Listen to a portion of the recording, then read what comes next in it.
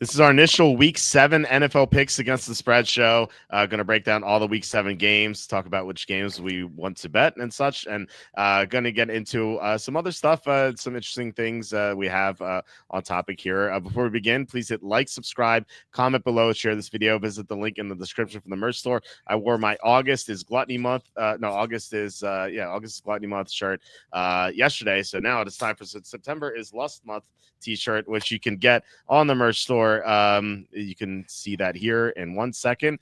We have a 20% off sale. You can change the colors of these shirts. You can get long sleeve, women's tank top, hoodie, infant onesie, anything you could possibly want. We have our apron, we have our mugs, we have a baseball cap and stuff. We're adding stuff all the time, so please consider supporting us here. Also, go to Amazon, buy my books. The most recent one is Jerks of the College Years, where I made fun of people I met at Penn State. I was there for 6 years, so I had a lot of writing material. Also, my first book, which was The Safety and a Field Goal, which is a book of top 5 topics in the NFL, mostly serious, but some fun stuff too. And please consider super chats, super stickers. That's the best way to support the show. We had 2 super chats yesterday from 2 new viewers, so I just want to thank those guys for helping us out. Just really appreciate it. I think it's Dave 1231 and PC. So thank you guys for coming in to the show and helping us out with some super chats. So like I always say, YouTube ads don't pay much. So any help you can give us here would really help us out a lot and keep the show going.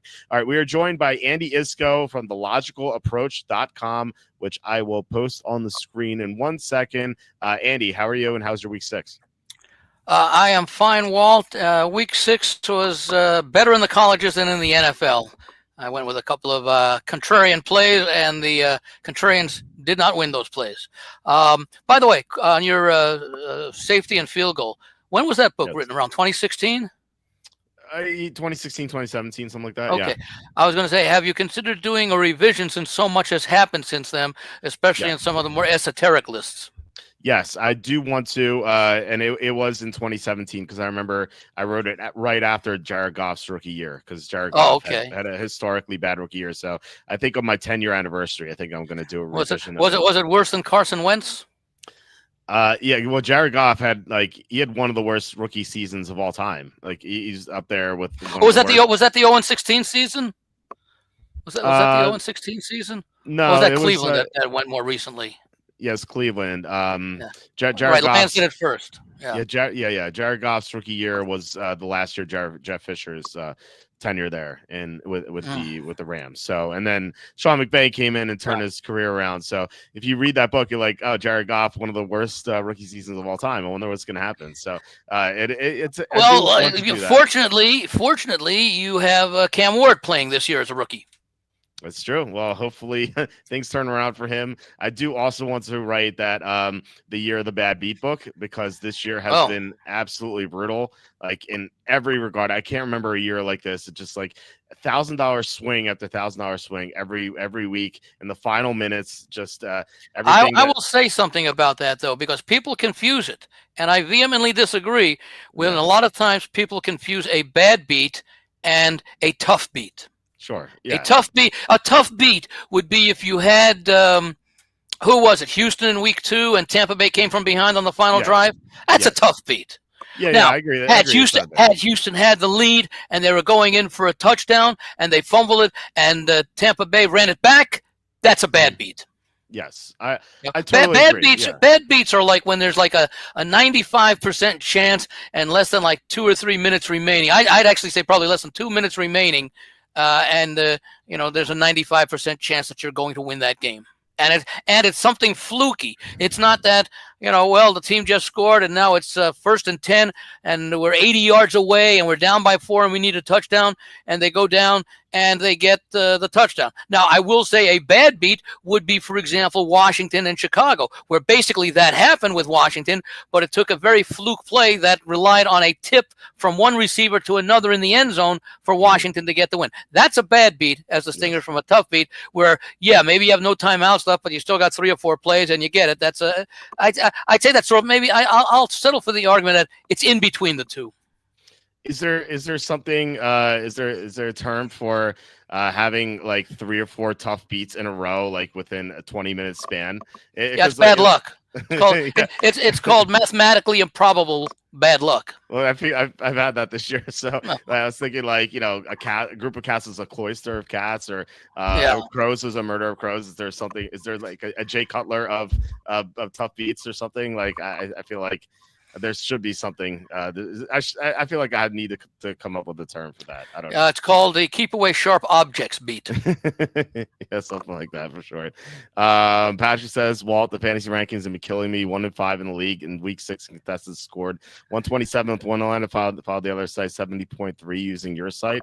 Fan of the site forever. Oh, sorry, Patrick, for your disappointing team. 2 of my 3 teams are doing pretty well. So I guess you just had bad luck with the drafting. Like for example, like I have Drake May in most of my teams. I've been Mecca Buka in most of my teams. So I guess you just got the short end of the stick. But hopefully you can somehow rebound, or maybe next year just come. Let me ask you about Drake May, because I know you do have him on a lot of teams. Did you draft him because you figured New England might not be up to expectations and they would be trailing a lot, so they'd be turning more to the passing game out of necessity? Or because the team was going to be that good and they'd have a balanced offense with the run and the pass, and that the Patriots might get those 8 or 9 wins that they need? Yeah, no, Drake May is my number 1 fantasy quarterback sleeper with slash value, and it was because when he entered the NFL, kind of comped him to Josh Allen, just all the tools he has, and I remember Josh Allen coming into the NFL. His rookie year was pretty rough. Like you saw some glimpses here and there, but for the most part, he struggled in his rookie year. Then he saw a second year, he made just a big leap, and I just thought that with the Patriots having a new head coach, new coordinator, Josh McDaniels coming back. Drafting a left tackle, number 4, getting Stephon Diggs. Like I thought all these things would add up. How bad was Buffalo in, let's say, the year preceding Josh Allen and Josh Allen's rookie year? Because I know they had gone like 20 years without making the playoffs. I think it was like 1999 to like maybe 2019 or 2020. Mm-hmm. Yeah, so this would have been like 2018 would have been his second year, right? No, 2018 was his first year. It was okay, so he came out a year after Mahomes. Yeah. It was the Wentz years, 2016. Then it was Goff / Wentz. Then Wentz then Mahomes / Watson was 2017, and then 2018 was Mayfield, Allen, Darnold, Lamar Jackson. That legendary. That class turned out pretty good. Yeah, I'd say so. We got to wait a little while for a couple of them, but yeah, Darnold and Mayfield were. I won't say they're late bloomers. I would say they had some positive coaching changes. Yeah. Condolences to the Cardinals who took Josh Rosen in that draft. Oh gosh, yeah. that was a bad one. Wasn't it between him and who was the other quarterback? Was it Darnold and Rosen? Was that the same class? Yeah, the same class. Yeah. That's right. You just mentioned Darnold. Yeah. UCLA and USC. Yeah, and Rosen was credit to Charlie Campbell, who nails everything. Rosen was his predicted bust that year. Just so he nailed that one. What were his thoughts on Darnold and Baker? I think he had Baker number 1, which is where he ended going. I think he'd like Darnold too, but I know Charlie loved Josh Allen and Lamar Jackson too. I think the question mark about Allen was the competition that he faced playing at Wyoming. Right. And I think didn't he have a drop off from his previous year till his final year, and that had a lot to do with, I think, a lot of receivers that were gone or something from that team. Yeah, I think so. But with Allen though, like that the level of competition was a concern. But you've had some good quarterbacks. But the talent was there. Right. It was like Ben Roethlisberger played for Miami of Ohio. Yeah. Right, exactly. So you could see the tools, you could see the upside. So, but I thought when he came out, I thought the same thing as May. I thought it's gonna be rough his first year, improvement second year, third year he really takes off. And Allen actually, I think was ahead of schedule. He took the Bills to the playoffs in his second year. It looks like May is gonna do the same thing right now. They're in first place. And they have a very easy schedule, so things are really lining up for them. So it'll be interesting to see what Buffalo does next week after its bye. Yeah. I it'll be interesting to see what Baltimore does this week, or next week after this week's bye. Well, they both have byes, Buffalo and Baltimore this week. Yeah, they're the only teams that have byes. Yeah, funny that those two who had that legendary game last in the playoffs. And That then, must have taken a lot out of both of those teams. Yeah, they really need the bye. Both those Yeah. teams right at the same time. Well, both of them, especially Baltimore, the defensive injuries. Yeah, and Lamar Jackson, like they Yeah. really need to get healthy. And it sounds like from what they said, Lamar Jackson's gonna be ready week 8. You never I would know. say, But yeah, that's what they're saying. Yeah. And you tell them, well, never rush a quarterback back, but I think this is an unusual situation because their schedule is very favorably. I think I mentioned it last week. Is that after the bye, 7 of their next 9 opponents are teams that did not make the playoffs last year. Yeah, I think the entire AFC East has easy. So they can go from 1-5 to about 8-8, I guess. Yeah, 7 and 7 and 9. Yes, they can go to 8-7 with 2 weeks remaining, I believe. Yeah, I mean, look, the Ravens. If they're healthy, they can run the table. We've seen how good they can be. So I think that you shouldn't write them off yet. In fact, I think they're a good bet to maybe even win the division. I don't know what the odds are, but if the odds are decent, I think I would look at that. If only Cleveland could find an offense. Right. Well, talk about that. That's an interesting game. Andrew says, "Can you explain the Panthers' road home split today? It's ridiculous. It makes no sense. You know what that's about? Andrew, can you explain? Oh, he says they average 29 points at home versus 15 on the road, and they give up 32 points on the road versus 19.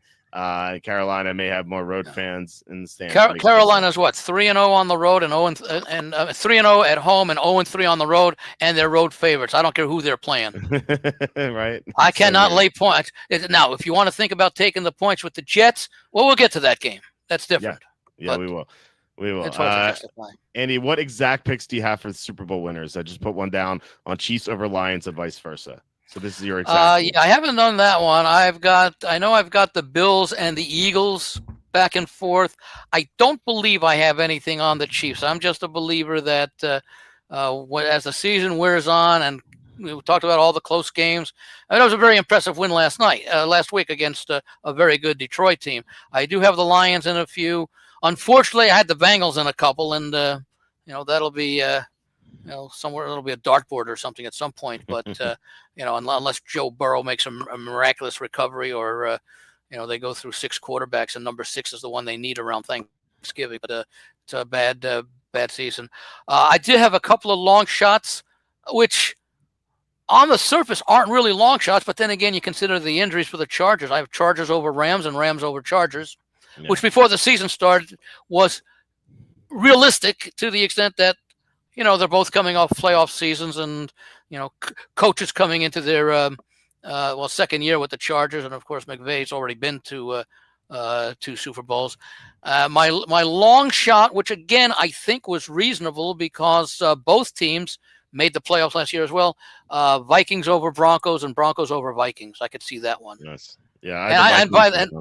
What's that? I had the Vikings in some. Go ahead. Yeah, and I was going to say, and we'll talk about Philadelphia, but is this a repeat of 2023? Could be. We'll see. Kevin Kovac, $10 super chat. Thank you so much, Kevin. Really appreciate it. Hit Hughes on the Raiders, Patriots, Bucks, Chiefs. Couple backbreaking WTF performances of the Commanders, Chargers. Yeah, the Chargers really blew that game.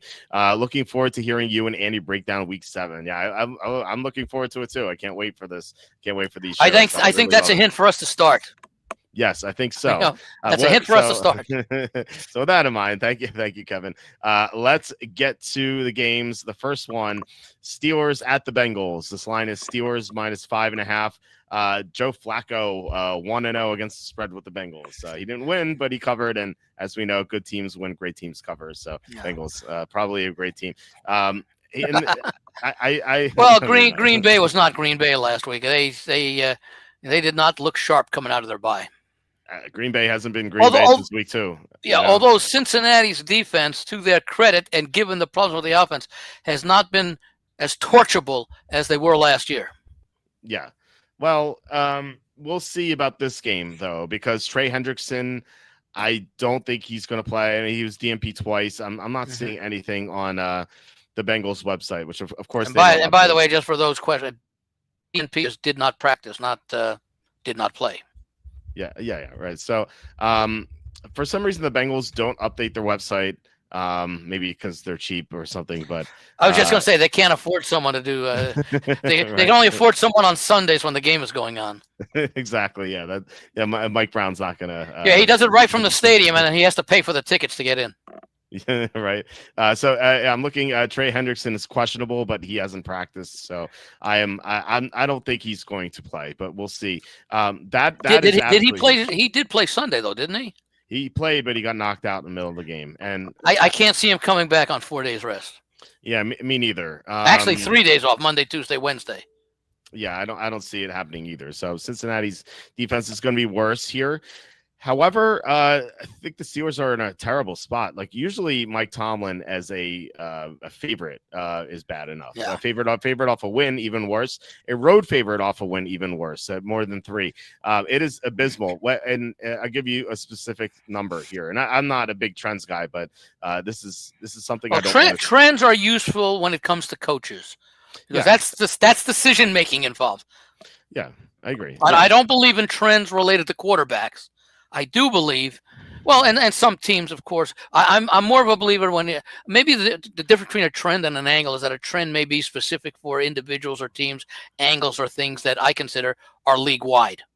Yeah, every team in certain situations is different. But as far as trends, coaches I think are important. I mean, just take a look at Andy Reid and the success he had in Philadelphia, and that was what, a dozen years or so.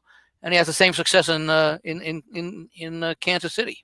Yeah, I would say the reason I don't like trends, and I like looking at them, but just relying on them, I just think it's a bad idea. But just because there's so much nuance to everything, like if a coach loses some ATS games or wins some, but like loses some, I think that. What if he just had so many injuries he couldn't overcome it, and so you kind of have to like negate that and stuff like that. So it's now the thing tricky. that would make sense is how do certain coaches and or teams do against teams that rely on the pass versus teams that rely on the run, or teams that are poor against the run or poor against the pass, and he has disparate records between good running teams and bad running teams, good running defenses, bad running defense. That's a little bit because that's related to the quality of the teams that he's facing and the ability to properly or improperly prepare. Yeah, for sure. This trend though is Tomlin off a home division win as a road favorite. It's 15-31 against the spread as head coach of the Steelers. So that's 2 losses out of every 3 games. Right. So it's a pretty rough spot. I don't want to stand in front of that 15-31 train, like I said, but I'm not that big on trends.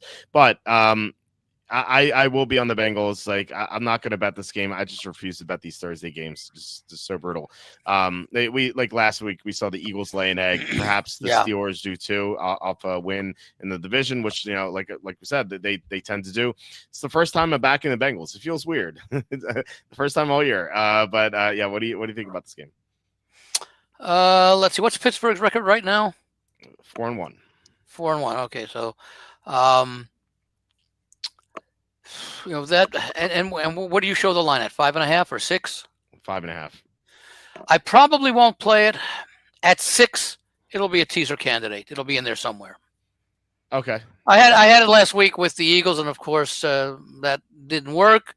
So I replayed it with a couple of added teams in there, and the replayed one hit. That was about, I think, 4 or 5 teams in there that seemed to be in the right situation against the right kind of foe. And I think that's it. I mean, we saw Cincinnati at its worst when it went into Denver on that Monday night game. But one of the reasons, and I think one of your contributors just put it up before about Flacco now has some receivers there. Yeah, there it is, Patrick. He now has had some additional time to work with them and their timing, Higgins and Chase.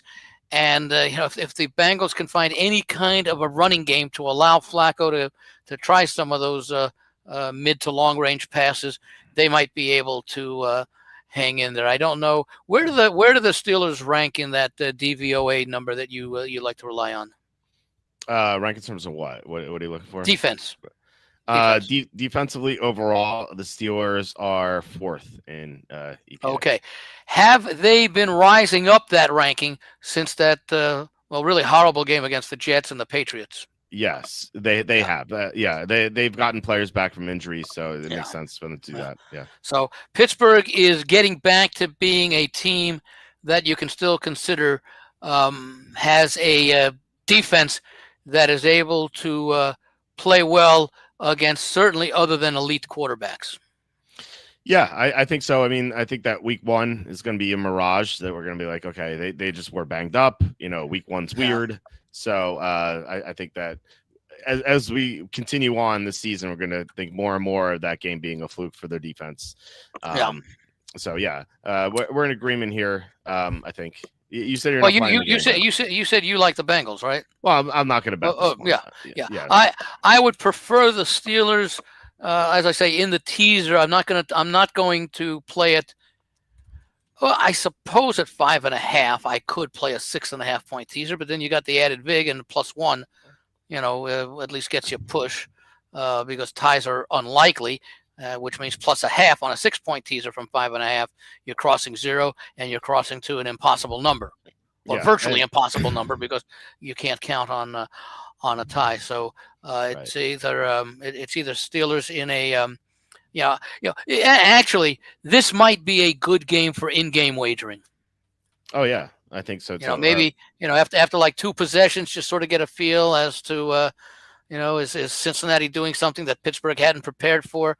Flacco, etc. And is Pittsburgh's defense? Are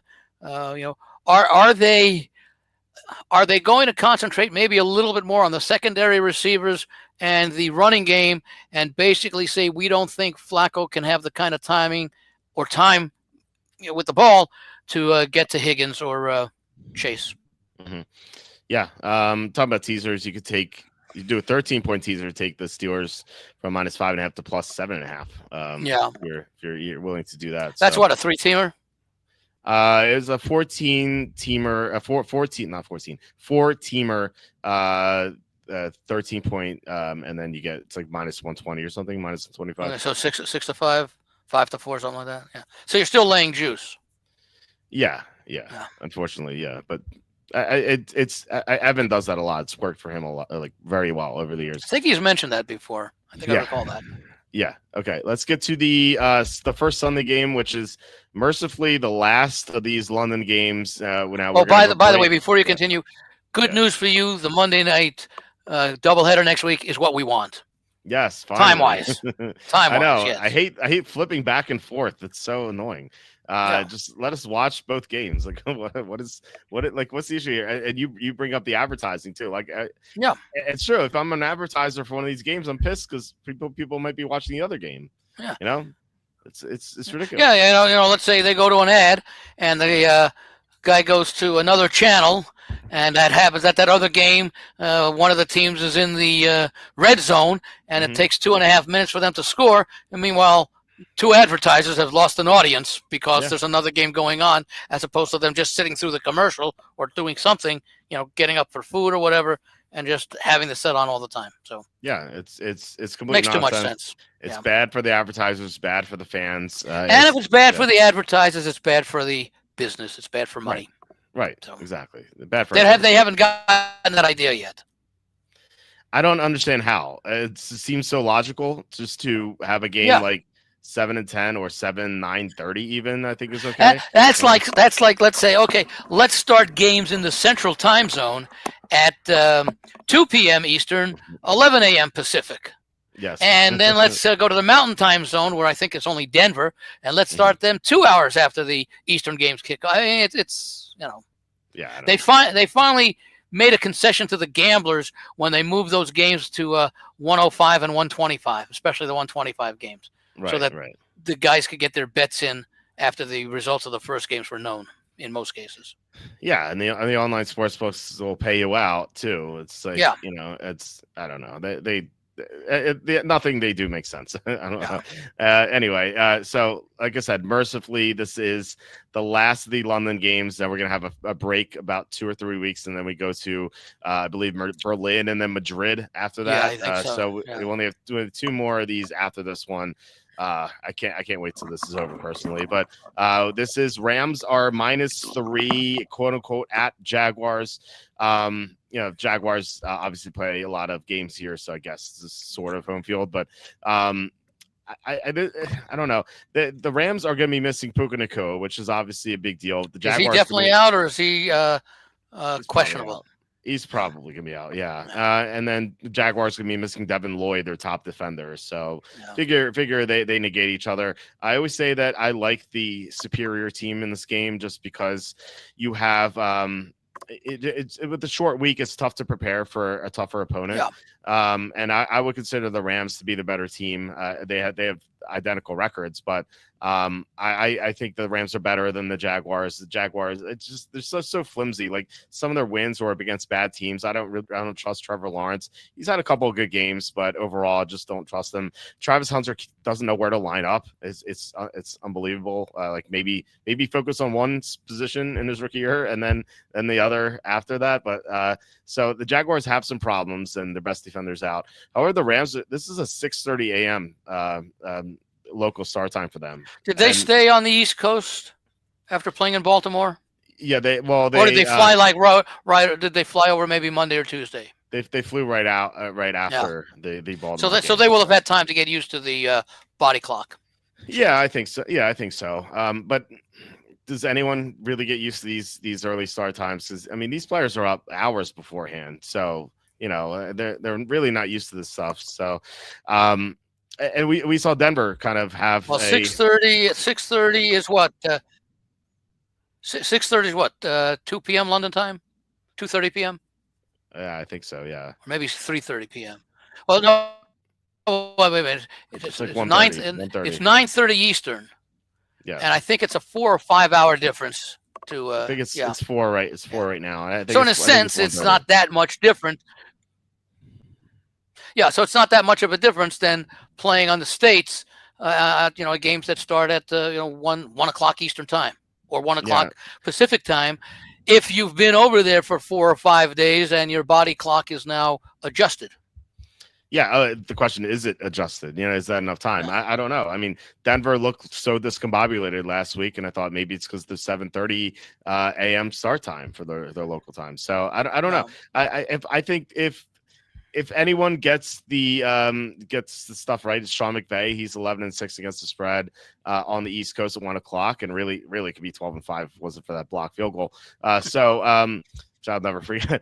So anyway, I think I'm leaning toward the Rams here, but again, I don't want to bet these international games. I feel like I just lose no matter what. So I'm just going to move on. Any thoughts on this game? Yeah, I like the Rams. I like the edges that they have statistically almost across the board offensively, in the rushing game, in the passing game, and rush defense, pass defense.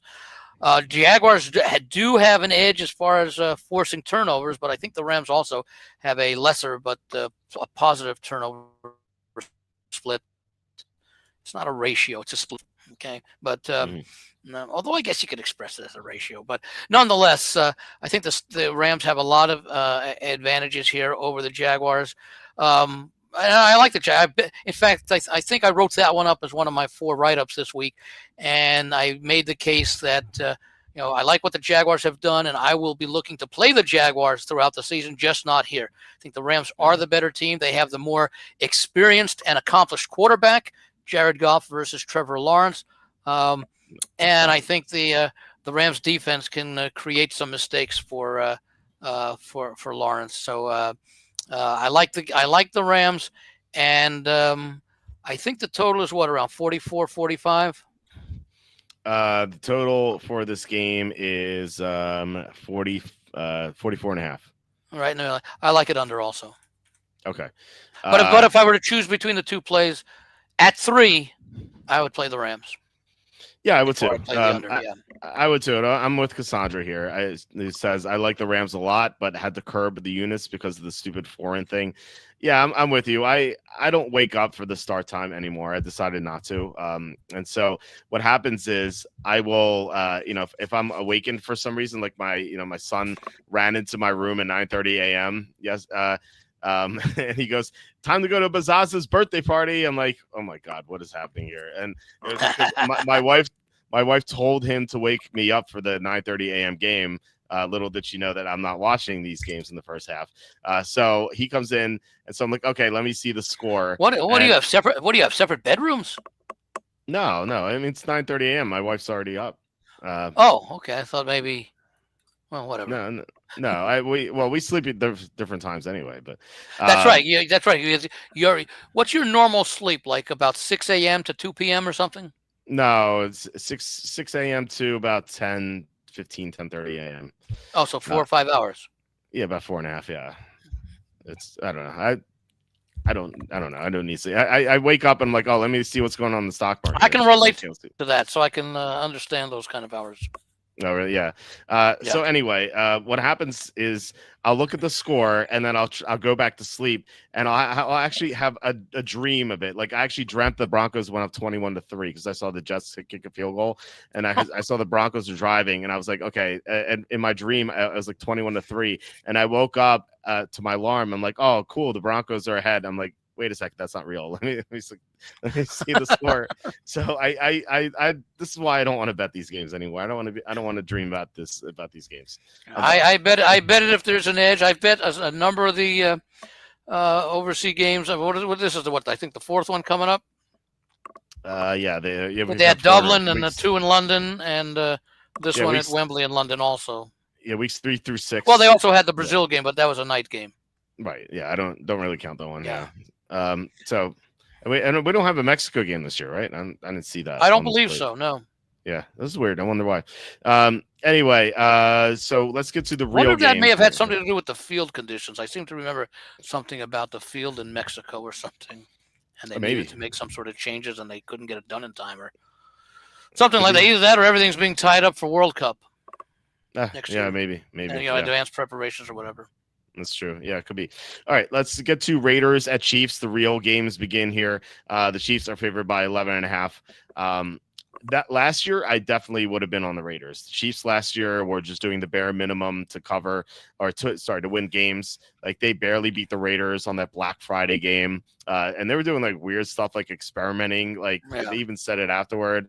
Like they weren't even trying to cover the game. But this Chiefs team last year, they couldn't block. They only had Xavier Worthy as a threat. That Rashee Rice wasn't there. Now Rashee Rice is there. Marquise Brown is there. Tyquan Thornton's become a deep threat. Travis Kelce's playing well. Worthy, of course, is still there. The offensive line is playing much better. This Chiefs team is really good. I think they look really good. So despite their record being 3-3, I think they could rattle off some wins here. And the Raiders looked awful. They Geno Smith's a disaster. They can't block. Colton Miller's out. Brock Bowers probably out. That offensive line may be one of the worst in recent history. You probably have to go back many, many years to find an offensive line that is horrible. I mean, sometimes you have offensive lines, they're good against the run and can't block for the pass, or vice versa. This Raiders offensive line is, very offensive. Yeah. It's like, they seriously, I mean, we see a lot of the games here, obviously, and, and there's no indication that there's been any improvement since the start of the year. Yeah. Now, maybe Brock Bowers being back will make something of a difference, but will he even play this week? I heard that he's probably not going to play. But I don't think he practiced today. He did not. So. And so it's hard to back the Raiders, even if they're going up against the Dallas Cowboys. Yeah. I don't know that I could back them. Yeah, well, I backed them last week. And even the win against Tennessee wasn't that pretty. I had him also. Wasn't that pretty. Yeah, Geno threw a horrible interception as usual. Yeah. I can't back the Raiders. This is Chiefs or nothing for me, even though the Chiefs have a history of not covering these games. I think they're definitely better than they were last year at this time. I'm on the Chiefs. I'm not going to bet this one. It's a high number for a team that just does the Yeah. bare minimum, but the Raiders are just so bad. I can't go. I can't go with them. They can't do anything right now. Ashton Genty, you mentioned the offensive line. Ashton Genty's yards before contact is negative yardage. He's getting hit still in the backfield. negative. Yeah, Even he's after a getting couple of good weeks a few weeks ago. Yeah, the Bears game was great, but yeah, he's getting hit in the backfield. Like he has no chance. So I'm on the Chiefs. Not gonna bet this one though. What do you think about this game? I would lean to the Raiders simply because of the big number. Okay. But it's like I've said, I have to give an opinion, but I don't have to play the game.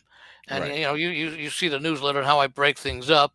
My write-ups and then best of the rest and the rest.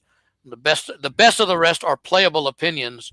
The rest are leans only.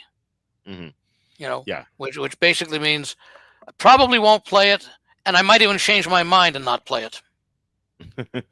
Right. Yeah. You've got to give an opinion at and I don't set a certain number. Some weeks the number of weak opinions versus the rest, will be different. Sometimes it might be 5, because let's say on a 16 game schedule, I always do four write-ups. So the other 12 games could be split 8-4, 6-6, 7-5, however it is, how the game comes up. Yeah. Yeah, luckily we don't have to bet every game. That's what you always say. That's our advantage. We don't. They have to book every line. Kevin says Chiefs just beat the lines by that number. I don't think Pat, Andy, Kelsey like being jokes comparatively to other by teams which in number? the league. But the Chiefs beat the Lions by. Was it 30-17 or something? Yeah, 30-17. So they would have covered that. Different dynamic though. I mean, I think better, more effort. Well, they were also coming off of the loss to. Jacksonville the Monday night before. Yeah. But yeah, I look, it's a tougher spot, not a tougher opponent, obviously, but tougher spot. But I still would back the Chiefs. Just if the Raiders cover this game, it's not because what the Raiders do, it's what the Chiefs don't do. Yeah, I agree with that. Yeah, the Chiefs come out, lock today's goal, win by 3. I wouldn't be surprised. But if I had a bet, it would probably take a +3 turnover margin for the Raiders to come close to winning the game. Mm-hmm. Yeah, or 27-20. You'd have to think the Raiders probably benefited from some turnovers. Although the Raiders, I think last week they finally created their first turnover on defense. Yeah, they did. It took and I think that's why schools were closed on Monday. Everyone thought it was Columbus Day, but I think it was because the Raiders finally got a turnover. It was Raider turnover day. Yeah. They'll remember this one for years. Finally. That's how bad Tennessee is, and we'll get to them in a bit. Yeah. I don't like the number either. Yeah, Raiders, Carroll are feisty. Yeah. I mean, they are, but Geno Smith's also a giant turnover machine too. So, but it all goes back to the offensive line. Yeah, I was about to say that's exactly what I was about to say. As Andy pointed out, the offensive line is so bad, they just can't block at all. So, figure the Chiefs just have a big advantage in the trenches there. All right, so next game, Dolphins and Browns. Speaking of big advantage in the trenches, I think this is one of the bigger mismatches of the week. You mentioned the Raiders' offensive line being really bad. Miami's offensive line is awful as well.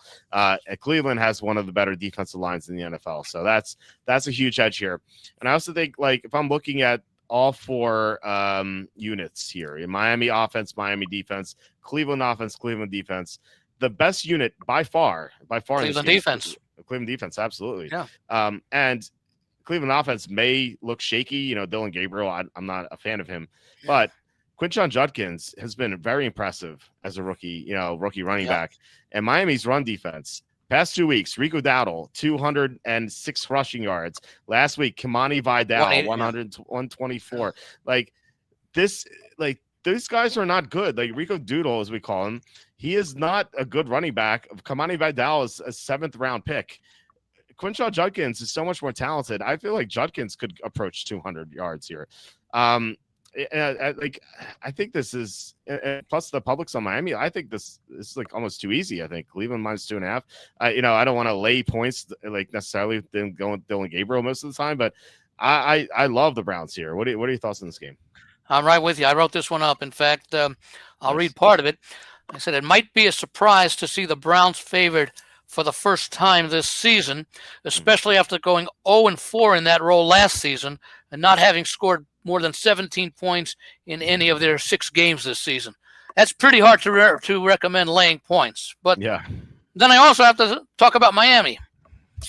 But the Miami defense is horrible, allowing a massive 389 yards per game compared to Cleveland at 262. That's a huge difference, 120. That's like a third less, basically, than what Cleveland allows. However, the as poor as the Cleveland offense has been, they average just 282 yards per game. Miami's not any better, 289 yards per game. Yeah. So all this great edge that the Miami offense, maybe because they're able to put some points on the board and Cleveland isn't. So that I think is something that has to be taken into consideration. I say neither team can run the football. They both average an identical 91 yards per game. On defense, the Browns have a huge edge. They allow just 80, which is less than half of Miami's 168.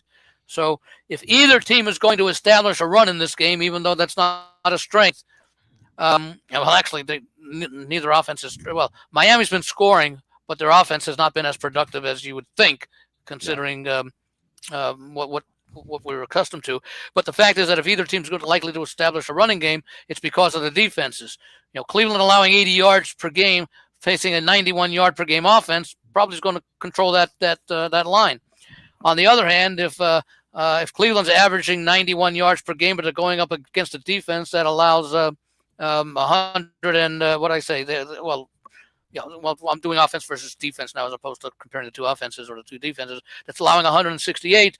You figure Cleveland's probably going to get somewhere between 110 and 120 yards just by virtue of the matchup. So both teams are 1-5 straight up. Cleveland having faced a much more difficult schedule. Their lone win was over 3-1-1 Green Bay on this field. Miami's lone win was over the 0-6 Jets. So I can make many cases. I can make better cases for Cleveland than I can for Miami, and I think that even Tua has not been all that great. I rate him as slightly below average this year. Been plagued by turnovers, and of course Gabriel has looked okay in his first couple of starts. He saw some action in the other two of the other games, but the organization is very impressed with his poise and decision making. Mm-hmm. So. Cleveland is the only team to have faced Joe Burrow for an entire game this year, and they shut him down. It's a very, very impressive defense that they have.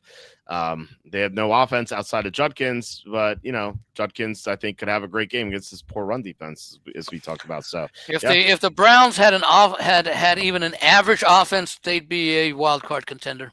Oh yeah, 100%. I think they even more so.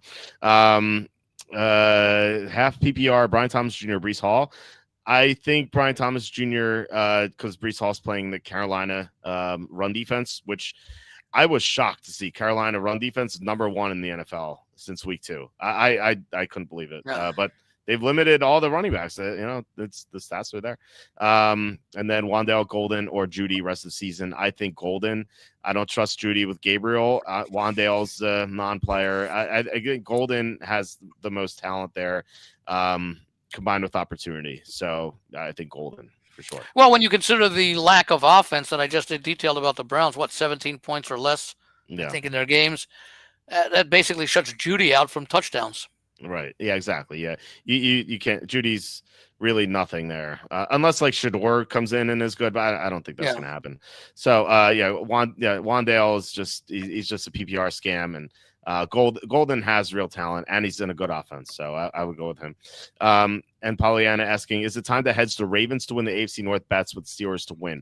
They win tomorrow. It's Steelers to win will become super juiced.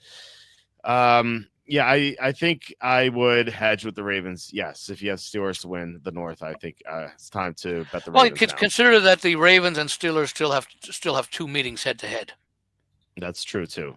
Yeah, actually, I did want to look at to see what odds the divisions are. And I think the Ravens and Bengals they meet twice later in the season. Yes, they do. Yeah, one is on Thanksgiving night actually. Burrow probably won't be back by that one, and I would imagine anything, unless there's some very unusual thing, if the Bengals are out of playoff contention by the time that Burrow is ready to play, they just shut him down. Yeah. Yeah, I think so too. The Ravens are plus 175 to win the division right now, which I thought we'd get a better number, but it's at least it's plus money. So, Well, okay. root for the Steelers to win tomorrow night. You'll get a better number. Yeah. Yeah, I think so. Yeah. Because Uh, the Ravens don't play this week, so there'd be nothing right. to impact them after tomorrow's result is in. Yeah, exactly. Yeah. Okay. Patriots and Titans. Patriots are favored by 7. We talked briefly about the Titans before, how they lost the Raiders. Truly, truly, like, this is just an infinite money glitch. I think just betting against the Titans. Now it didn't work for the Arizona game, but that involved one of the craziest defensive slash offensive recovery touchdowns you ever see, And also, the dropped by the goal line. And dropped by the goal line, and also the shotgun snap hitting Murray's face, causing him to fall down and injuring his ankle. So, I just like any it was Murphy's law of losses there. But the Titans otherwise have been awful this year. Like truly, just a money making scheme here, just betting against them each week. How will they respond to the coaching change and the fact that the coach realizes that they don't have much of a chance?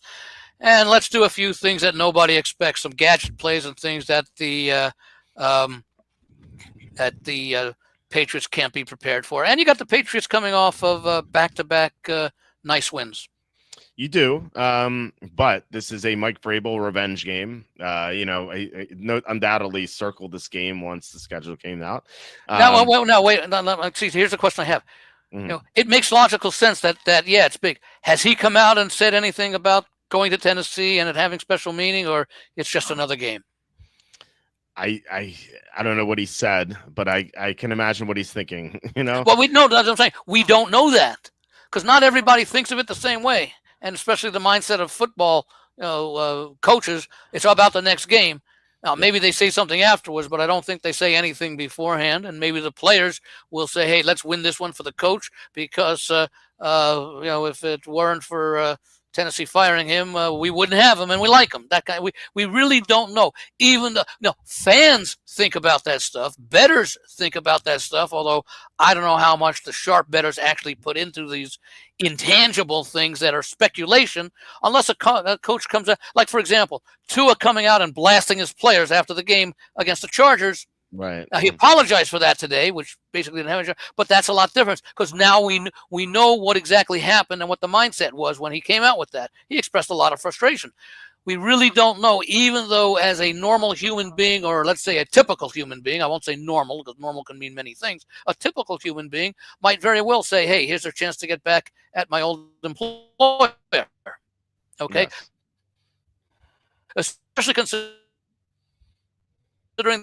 the success that he had most of his years at Tennessee.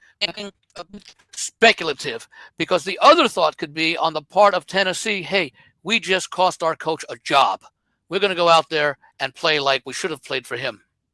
Now, whether they can execute that, we don't know. But maybe they, and again, I'm being just as speculative on that aspect of Tennessee's approach as I am on Vrabel's approach. Yeah, look, everyone's going to be different. I'm saying, all right, it might be against human nature. I would say generally, but not necessarily specifically. Again, it's the mindset of football. It's like Bill Belichick. What do you think about your chances to do so? On to Cincinnati. Yeah, I mean that's the mindset of coaches. They are interested in only one thing, and that's winning the next game. However, they win it. I remember when Norv Turner got fired by the Redskins back when they were called the Redskins, and he went to the Chargers to be their offensive coordinator the following year. And that game, the Chargers, who were 1-15 the year before, they hosted the Redskins week 1. And Norv Turner and the Chargers beat the Redskins 30-3. And he came out and said afterward that he'd been preparing this game for 6 months.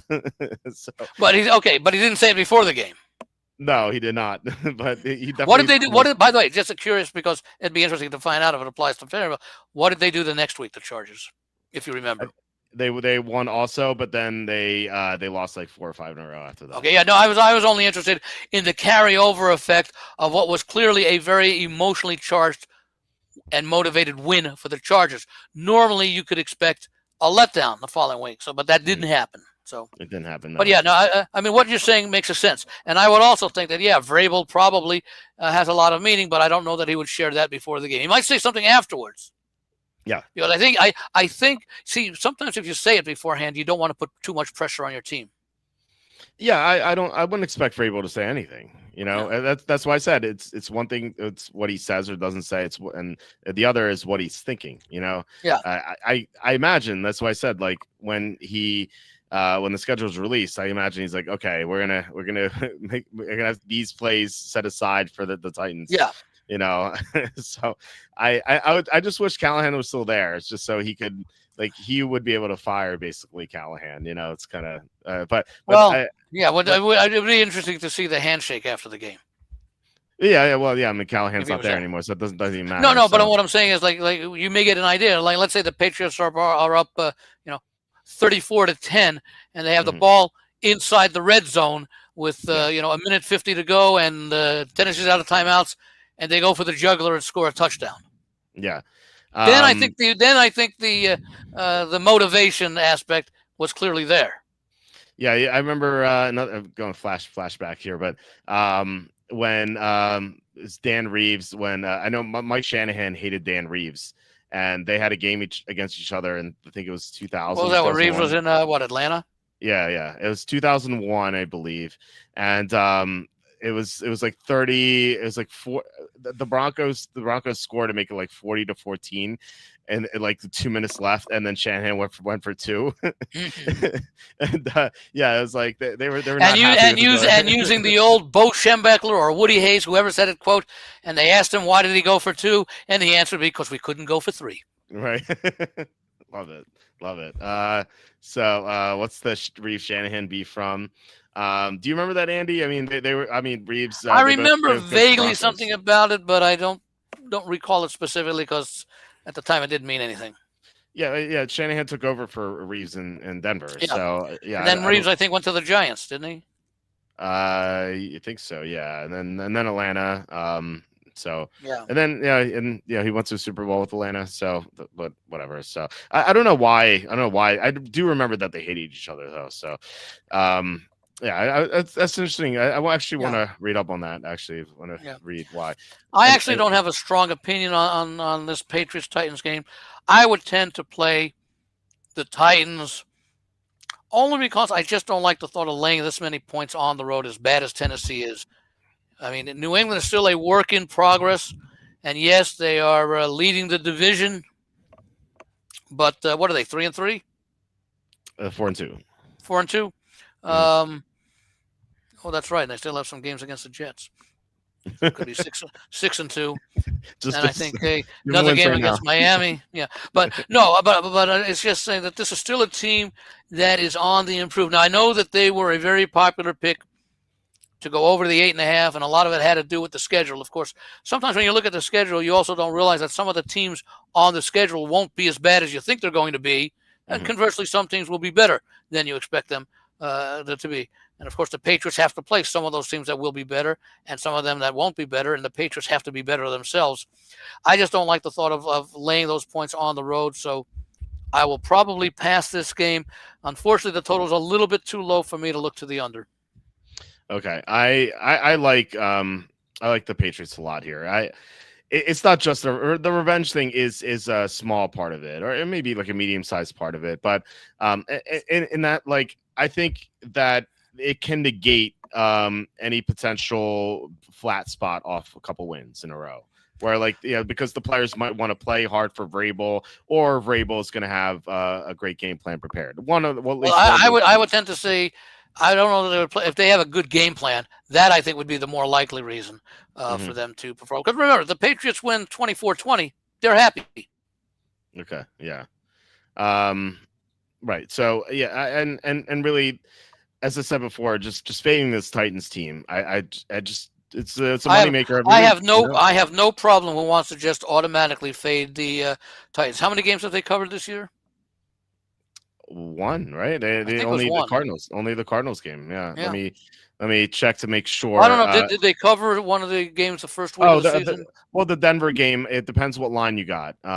So closing line I think was 8.5 or 9. Yeah, so it really depends what But you it had got. been under that, or certainly 8. I Yeah, think there were some 7.5s earlier in the week. they got blown out by the Rams, got blown out by the By the Colts. Colts, right? They covered against the Cardinals. They got blown out by the By Texans, Houston, yeah. and they lost by 10 to the Raiders. So yeah, really, it's either 1-5 or 2-4 against the spread, or maybe or 1-4. 1-4-1, yeah. Yeah, exactly. So, Yeah, so anyone who wants to continue to play, especially because of the way that they've been losing. Now, that Arizona game was a fluke rather. I mean, as I mentioned before, one of the reasons I liked Arizona that week, and certainly for the Survivor, well, but I even think I believe I also played them minus the points. It's because beginning with week 1, and that loss to, what was it, 20 to 12 or something like that. I think that was a fine. Yeah. Was that? It was like kind of like Seattle Jacksonville last week. What's that? Yeah, it's 20-12. Yeah. Yeah, which was like a weird score, and we saw it last week with Seattle Jacksonville. But since that week, their margin of defeat had gotten greater in week 2, even greater in week 3, and even greater in week 4, where they had lost. I think maybe that was the 26-point loss week 4. Yeah, because Arizona was week 5, and then you had against the Raiders last week, which was still a double-digit loss. So, people want to continue playing against the Titans. Especially if these lines are under 10. Yeah, no, really. And the Patriots are just a much better team. I think with potential motivation here against a horrible Tennessee team. And you mentioned how the players will react to the Callahan firing. Well, we saw 3 in-season firings last year, and all 3 had different results. One, the Saints fired Dennis Allen. Was it Allen? Dennis Allen? Yeah, Dennis Allen. The next week they won as underdogs. The Jets fired Saleh, and the next week they lost but kept it close against the Bills. They didn't cover, but they could have covered.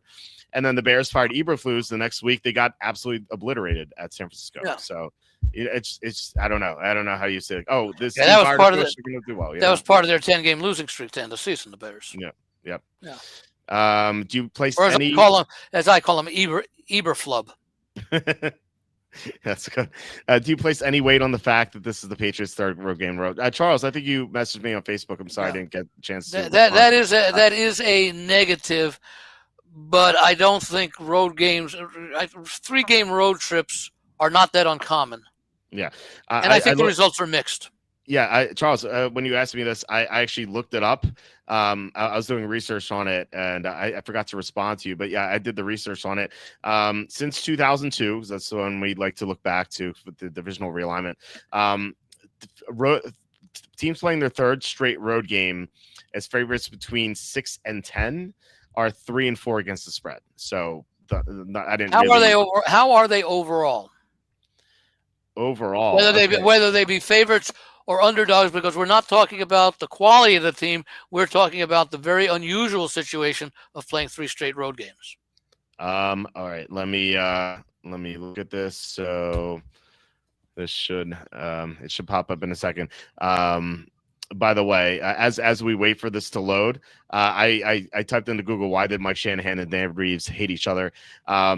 So apparently Dan Reeves, when he was coach of the Broncos, Shanahan was the offensive coordinator.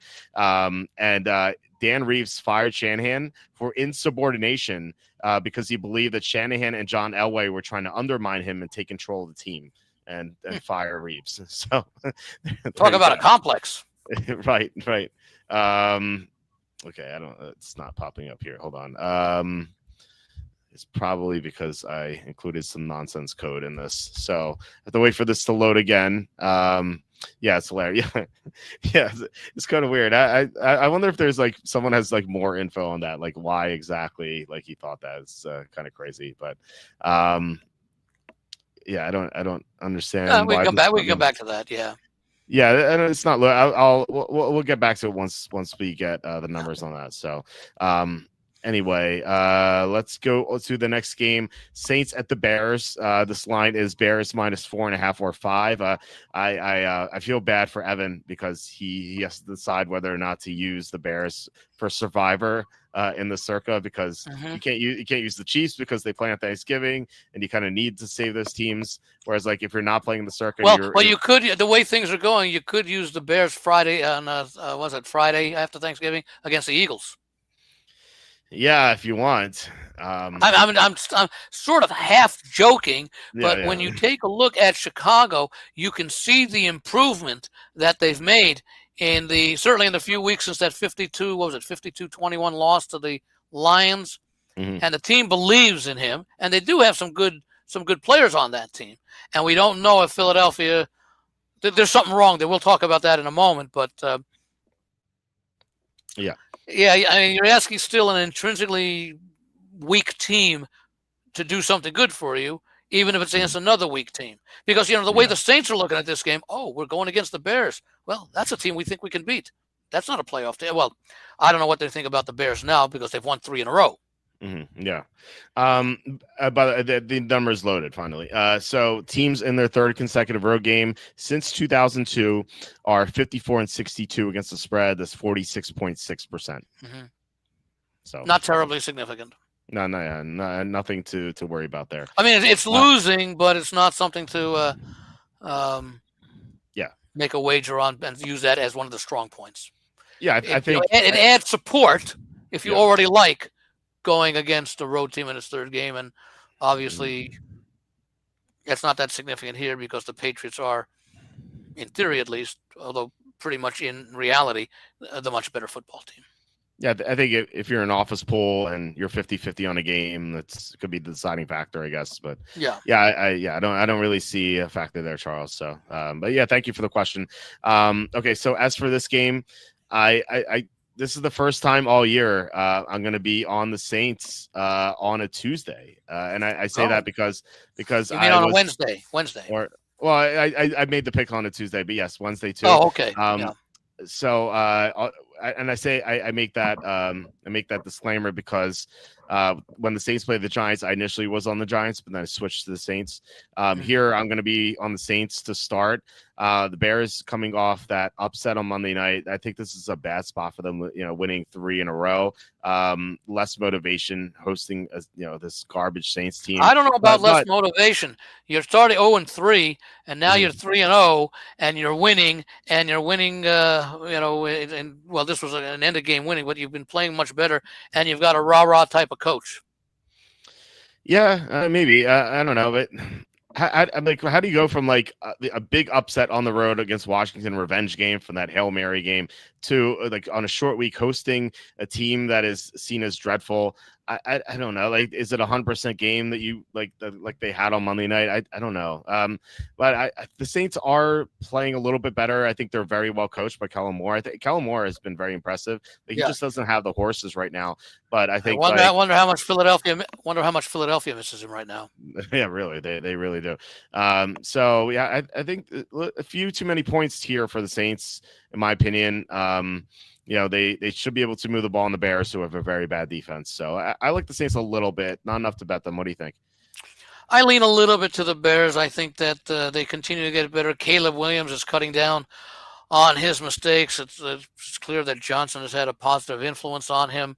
Um, and then he's starting to play up to the talent that a lot of people thought he had. And he's starting to, like I say, he's starting to not do things that he did routinely last year. Not a play that I'm going to make. I do have it down as one of those opinions, not best of the rest, but the rest. So it's sort of like, Mhm. that's sort of like the thing that I have where I can change my mind. Probably wouldn't play it either way, but I can't make a strong case for either team. Although I like the current momentum of Chicago, which all of a sudden this team is starting to think, you know what, things go our way and we can knock off a couple of division rivals. Maybe we have a chance at a wild card. Yeah, they'll be 4-2 if they win this game. So Yeah. yeah, it's people wrote them off after those first 2 games. Now the only well, they still have 2 games against Green Bay, I believe, and Yeah. 1 against Minnesota at Yeah, Minnesota, and the rematch with Detroit. yeah, tough opponents. So Yeah. yeah, if you're the Bears, like, yeah, we have to win these games because we probably won't win those divisional games, or at least won't win most of them. But I don't think the players think that way. Well, but in addition, this is one of those non-division games, so they have to look at this as winnable. Oh yeah. I mean, yeah, for sure. Yeah, with Who Survivor do they play? though. Who do they play next week? Who do the The Bears play next week? The Bears play they play at Baltimore with Lamar Jackson coming back. The advanced spread on that game is Baltimore minus 6.5. So if I'm coaching the Bears, I have to think, and again, I don't think they really look ahead, but I have to think that their mindset has to be, we have a better chance of beating the Saints at home than we do beating the Ravens on the road. We'd like to go 2-0. We don't want to go 0-2. Yeah. Yeah, I think so. I don't think the players think that and way. They're going to be. No, I think the staff might. The coaching might. Yeah. I think the coach is more likely. Yeah. But I mean, it's kind of like Baltimore will be a very desperate football team. As long as they continue to show some wins. Mm-hmm. Yeah. Williams Riley, both Lincoln Riley products. Yeah. Lincoln Riley Bowl. Okay, so next game you alluded to the Eagles a little bit. The Eagles are at the Vikings. Eagles are minus 1.5. Something I was very interested in was the Vikings injury report because they're missing all of their offensive linemen in the London game against the Browns. They still won, to their credit, but they were missing a lot of players. And also, Eagles are missing Jalen Carter and Landon Dickerson. So the injury report. Didn't one of their defensive linemen retire? Yeah, Darius Smith retired as well. So that he was just there's something going on there. Could be, yeah. I don't know of a player retiring unless it's due to injury in the middle of a season and you're defending Super Bowl champs. Well, there was that one player for the Bills who retired at halftime. Do you remember that? It was like about 10 years ago. Don't quite remember it, but yeah, I'll have to look it up to see what his name was. But I do remember a Bills player retiring at halftime. So I'll look that up in a second. But anyway. So as for the Vikings injury report, I didn't mention the Eagles. Jalen Carter is practicing fully, so good news. Landon Dickerson is limited, and Lane Johnson's not on the injury report, so it's worth noting because he's been in and out of games. For the Vikings, looking at their guys, Brian O'Neill was limited. Ryan Kelly is not even on the injury report, so I guess he's going to be good to come back.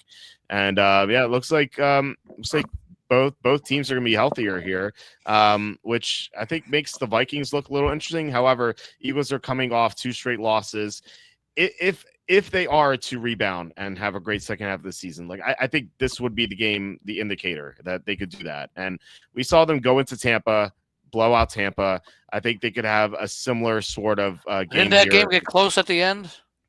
Yeah, it did when Lane Johnson got knocked out and they couldn't score because no Lane Johnson. So if the Eagles are healthy and they're going to make this run, I think this is going to be a clear indication that they will be able to do that. So I'm not going to bet this game just because I don't know which way the Eagles are going to go here. Like you said, could they be? Is this 2023 part 2? Maybe. But last year they barely beat the Browns. Last year they got blown out at Tampa. They lost to Atlanta at home. Yeah. This is all in the first half of the season. And then they got going in week 7. And this is week 7. So I don't know which way they're going to go. I don't like their coordinator, but everything else, they still have a lot of talent. So I'm kind of curious to see how this goes. So I'm going to side. I wrote down Vikings on the side. I think I'm going to side with the Eagles, but right now I just don't know where I'm going to go with this. What do you think about this game? I like the Vikings a lot. I think they still have one of the best rosters in the league. And there's another one I wrote up on Minnesota. The defending Super Bowl champs have lost 2 in a row after blowing that 17-3 lead at Denver. It's not at Denver. It's actually versus Denver. That was a typo. 2 weeks ago, the Eagles were outplayed last Thursday by the Giants. By the way, in that 17-3 lead, they scored the last touchdown, I think, 2 minutes into the third quarter. So they basically went the final 28 minutes against Denver without scoring.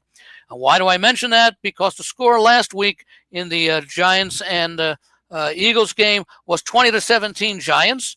And the Eagles, again, well, they scored a couple of minutes in that Denver game second half. They did not score in the second half in that 34-20 a loss. Seems to be some negativity in Philadelphia, reminding us of their collapse in 2023 when they started 10-1, only to lose 5 of their last 6, and they get whipped by Tampa Bay in the playoffs. I'm I'm not going to predict a similar collapse this year, but this is a play for me as much against Philly as it is a play on Minnesota. The Vikings are off their bye after splitting their 2 games in Europe. Their other loss came in week 2 at home to at Atlanta. The other thing is, and we don't know what the status of quarterback is. McCarthy may be available. Wentz has I think a little shoulder injuries, but he's expected to be available and likely start, especially if McCarthy is not available. And of course, Wentz began his career with the Eagles, so that would be sort of like an interesting situation for him. Although I don't think well, I know he was with Kansas City when they played the Eagles the last couple of years, but I don't think he saw action in those games. The running game has been awful for the Eagles this year. And there's been a lot of criticism about the offensive play calling and not getting more involved in the passing game. The Eagles as a team are averaging just 95 yards per game, and that includes both Barkley and Jalen Hurts as far as that production goes. Passing game, as I mentioned, is below. This is also a retooled Philadelphia defense in a number of ways with some losses. You talked about some of them, but there were also losses from last year's team. And oh, by the way, who's on deck for the Philadelphia Eagles? That's right.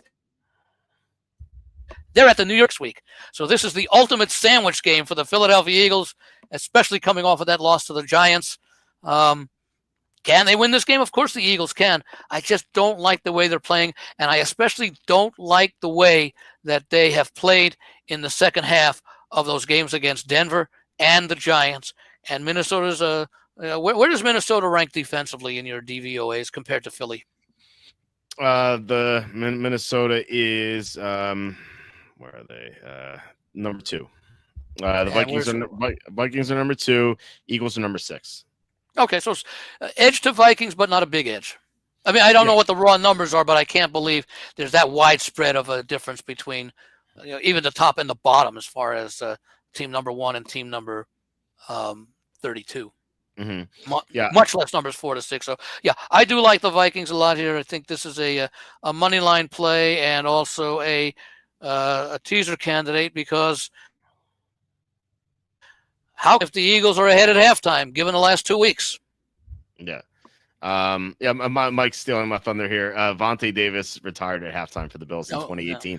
In 2018, he took off his jersey and said, "Peace out. I'm gone." I wonder if they retired the jersey between the third and fourth quarters. Right. He should have stuck around because that was Josh Allen's rookie year. If he played one more year, it could have been along for the ride. Carson Wentz had played against the Eagles in 2022 when he was with Washington. He lost 24-8. In the one meeting. So was he the starter or did he see action? He was the starter in that game. Okay. He was eventually benched for Taylor Heineke. Okay, yeah. So there's no revenge. You really, I don't pay much attention to it or put it in there, because sometimes when you're seeking to avenge, that's so much on your mind you can only score 8 points, which I think you just didn't. Yeah. He threw for 211 yards, no turnovers though. So I guess that's positive. He did an admirable job, but didn't get a lot of support. Yeah, exactly. Yeah, and that was the Eagles' first Super Bowl run with this group. That was the one where they lost to. Was that the one they lost to Kansas City? Yeah, in that shootout. Yeah. 38-35. Mm-hmm. Yeah. Okay, so next game we have the Panthers, road favorite Panthers at the 0-6 Jets. Man, what a mess this game is. I can't get myself to bet this one because if you I will read. I think I wrote this one up. I will read my first line. Okay. You'll know who I like from this first line. Okay. This might be a hold your nose game, but this is a play much more against Carolina than it is on the Jets, and I can go from there. Yeah. I do like the Jets in this game. Okay, well, I don't have an opinion on this. So tell me why you like the Jets here.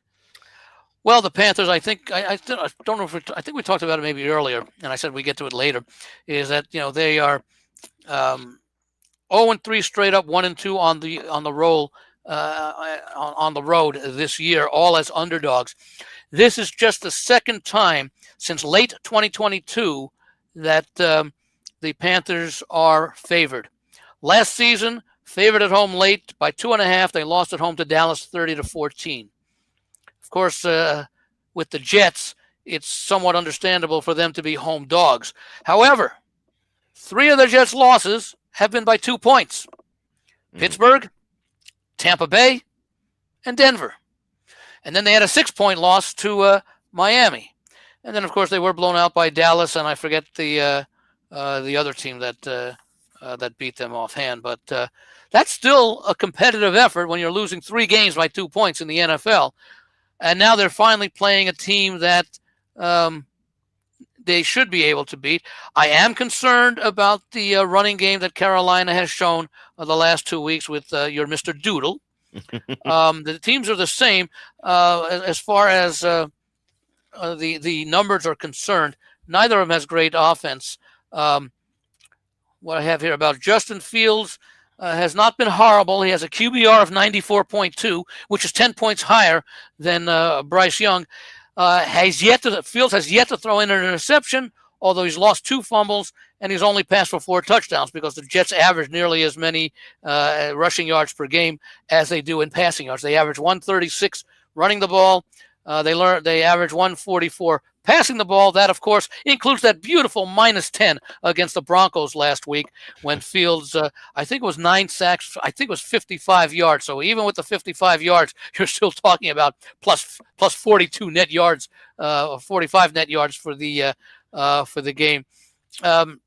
I just can't, in fact, what I put a little, I said Fields, perhaps instead of giving his offensive linemen Rolex watches, as quarterbacks often do to their protectors, Fields might ask for a Rolex watch from each of his offensive linemen, either that or a 6-month supply of pain medication, because he's been really given very little chance. So if the Jets can do something there, as far as protecting Fields, they should have much more success. And again, you're going from now you did mention Carolina's defense since week 2, which has been very good.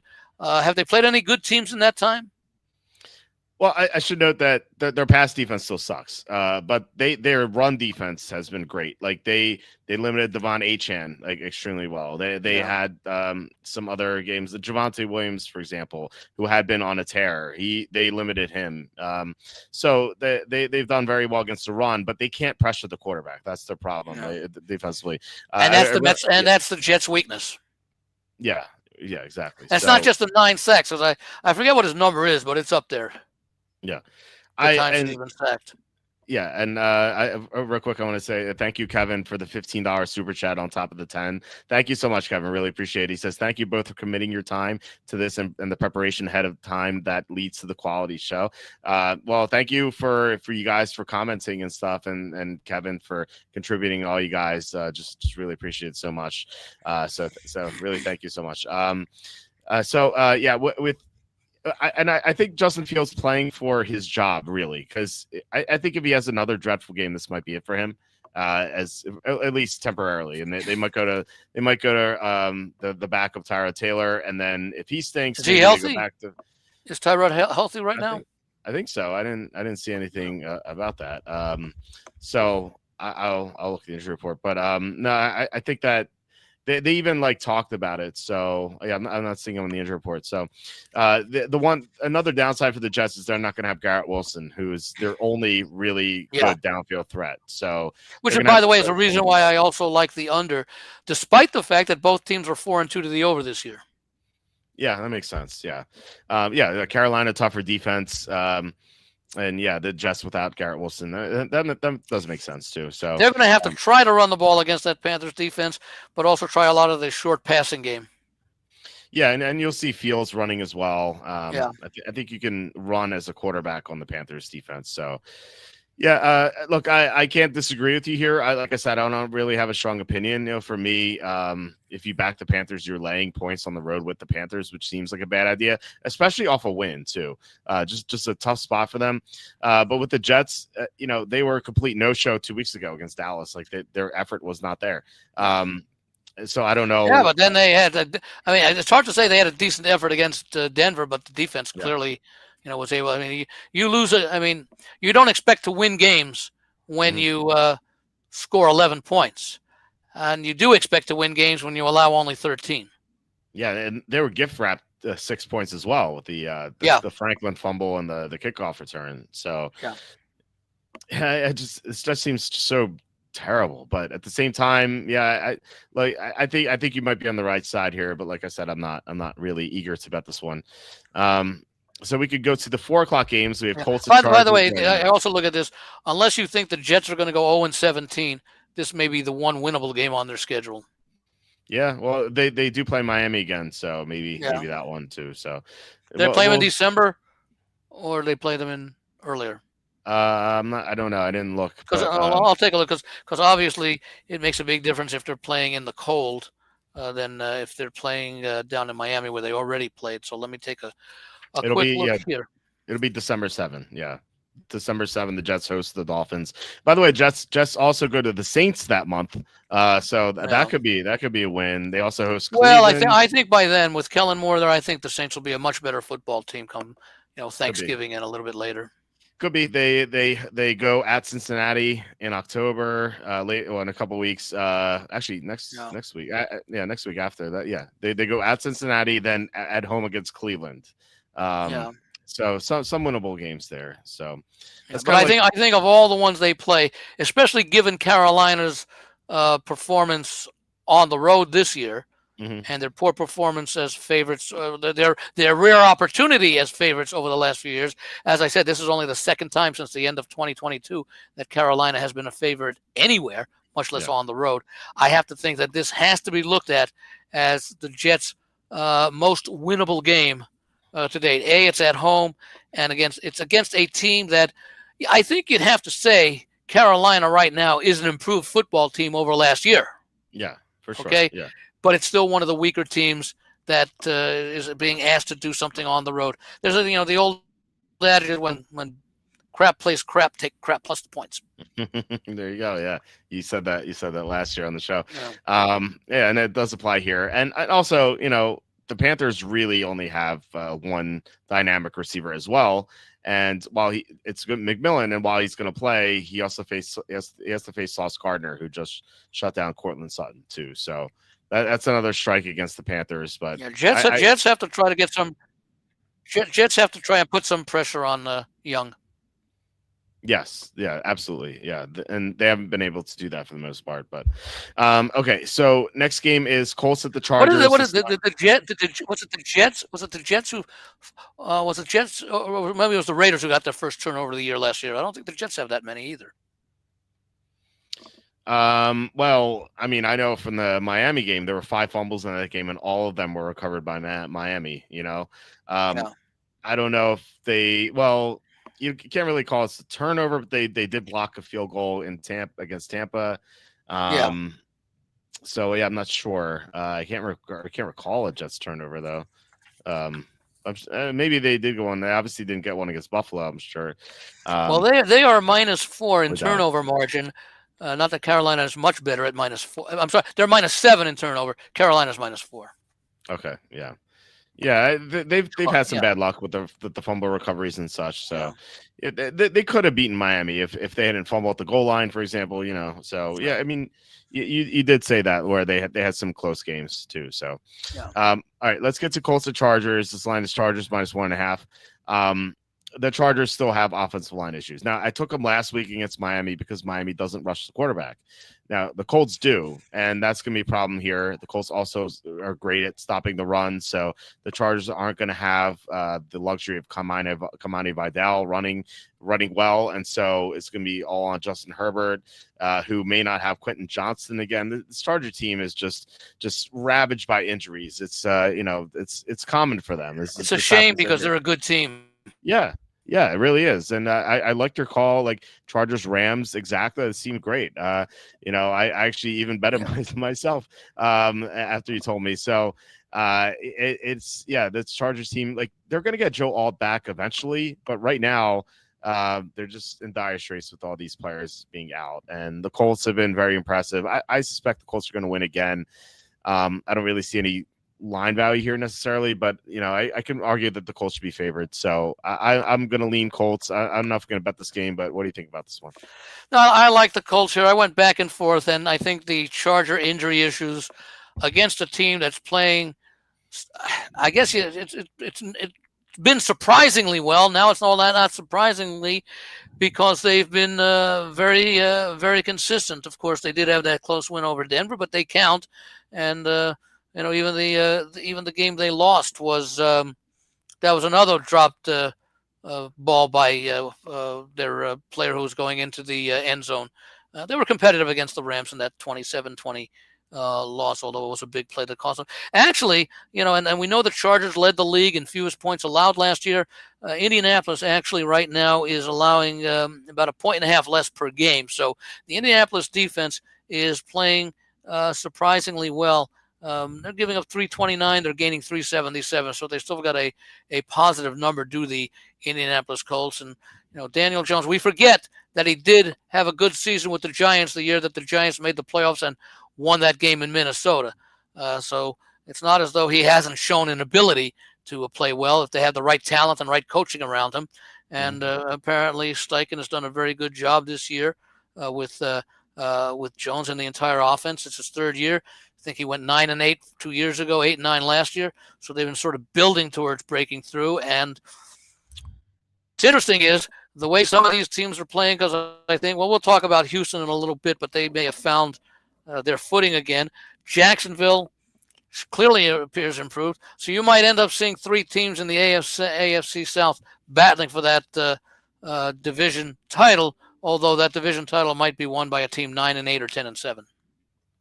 Yeah, well, I mean, I think the Colts' schedule is pretty manageable for them to accumulate wins. We had a question. I don't know who it was. I think it was yesterday. Someone asked, they're a Colts fan. They asked how many wins they would have, and we went through the schedule. And both Butters and I, Butters is our guest yesterday. We came to the conclusion of 12-5 just based on their schedule. So okay. It is pretty favorable. So they can certainly get to. Let me take a very quick look and see if I can. Okay, at the Chargers, that's a winnable game. Tennessee, they've already beaten them. They host them. At Pittsburgh, that could be a little problematic. They play Atlanta in Germany before their bye, so that might be a positive for the Colts. At Kansas City could be difficult. Home against Houston could be difficult. At Jacksonville, 12-5 is tough. At Jacksonville, followed by at Seattle. Home against the 49ers, home against Jacksonville. So they're playing Jacksonville twice late in the season, and then at Houston at the end of the season. So 12-5 is very optimistic, because that would mean what, 5-1? That would mean 7-4 in their last 11 games. Yeah, I suppose it could happen, but I'd probably say more like 10-7. Okay. All right. Well, we'll see. Maybe we'll split the difference. They'll go 11-6. All right. So what do you? So you like the Colts here as well? I like the Colts here as well. Yeah. Okay. All right. Let's get to the next one. Giants at the Broncos. Broncos are favored by 7. By the way, the Colts may also make a good teaser play with getting +1.5 regular, tease them up to 7.5 or 8. Yeah, that is good. If you're still able to play Caesars at -120, yes, I agree. Which it's hard to do that these days. Giants and Broncos. Yeah, this is a 7-point line. The advanced line was 8.5, so we're not getting as much value here. I like the Giants. The Giants have been very feisty, with Jackson Dart, a much improved team. Now, I know they lost at the Saints, but they committed 5 turnovers on 5 consecutive drives.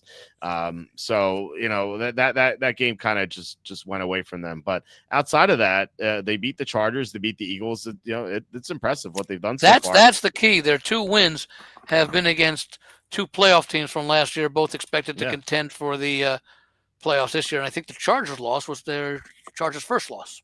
Yeah, because they lost to the Washingtons. Yeah, and then Denver. Yeah, Denver here is a pretty tough schedule, like travel spot for them, because they go from Denver, they fly out to Philadelphia, and then they fly to London, and now they go back all the way to Denver. That's a lot of air miles. Did they go all the way back to Denver? I mean, where else would they go? What do you mean? Go to the oh no, I'm sorry. That's right. They are playing in Denver. I thought they were staying. That's right. It's in Denver. Yeah. So, I thought maybe they were playing East. So a lot of air miles here for Denver. It's it's not just flying to the East Coast. Like flying to Denver is like it's like for 4 hours on top of that. So, yeah, I don't know. Denver might be a little jet lagged here. They had a win too. It's not like they're coming up a loss and going to be motivated. They're coming up a win overseas. Yeah, but also keep in mind, by the way, yeah. Giants play Philadelphia in the revenge game next week. Yeah, but I mean, as 7-point dogs, I don't think they're going to be looking past Denver. Like it's a good chance for them to kind of prove themselves again. They did that last week too, but yeah, I like the Giants. I think that they're playing better. Denver might be tired. I think this is a big line. There could be a backdoor opportunity here if you need it. I don't know if you will, but it's possible. So yeah, give me the Giants +7. What do you think? Well, Bo Nix has not been playing at, I think, the level that he played at for much of last year. He's still playing well, but he will be facing the strength of the Giants' defense with that pass rush, etc. I do like the Giants in this spot. I like the under a little bit more. Okay. It makes sense. Yeah. Denver's defense should be like, even if Denver loses or doesn't cover, Denver's defense should be able to at least keep the Giants on the wraps there.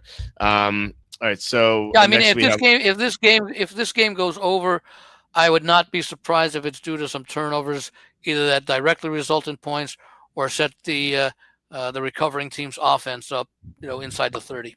Mm-hmm. Yeah, it makes sense. All right, next game, Washington, especially with field goal kicking in Denver and the altitude. Yeah, that's true. Yeah. All right, Washington at Dallas. Washington's -2.5 coming off the loss on Monday night against the Bears. I don't know if this is true because, like, granted, I didn't get a chance to watch the entire game yet. Like, I watched most of it, but I was clicking back and forth like everyone else was. Just seeing Washington's body language, like a lot of joking, a lot of laughing, which seems like, they came off that win against the Chargers. They came back home, were big favorites. They're semi-big favorites against the team they beat last year. I don't know if they really took the game all too seriously, and just by the turnovers, maybe that kind of says that they didn't. A lot of sloppiness in that game from them, and that now they're coming off a loss, playing a divisional game. Like this is going to be, they're going to be much more motivated here against Dallas. Now the Cowboys do get CeeDee Lamb back potentially. It sounds like he's going to be back. But how about Washington with McLaurin and Brown? Yeah. And Cosme too. Sam Cosme, yeah. their second best lineman. He was practicing fully last week, and he didn't play, which kind of surprised me. But I guess they were just getting him ready for this game. Cosme being back is huge. McLaurin sounds like he's going to play. I did not see him listed on the early injury report for this week. Who? McLaurin. Let's see. Well, of course, Washington's the other team that doesn't update their website. There's like two teams, Cincinnati and Washington. They never update their website. Even now that Snyder's gone.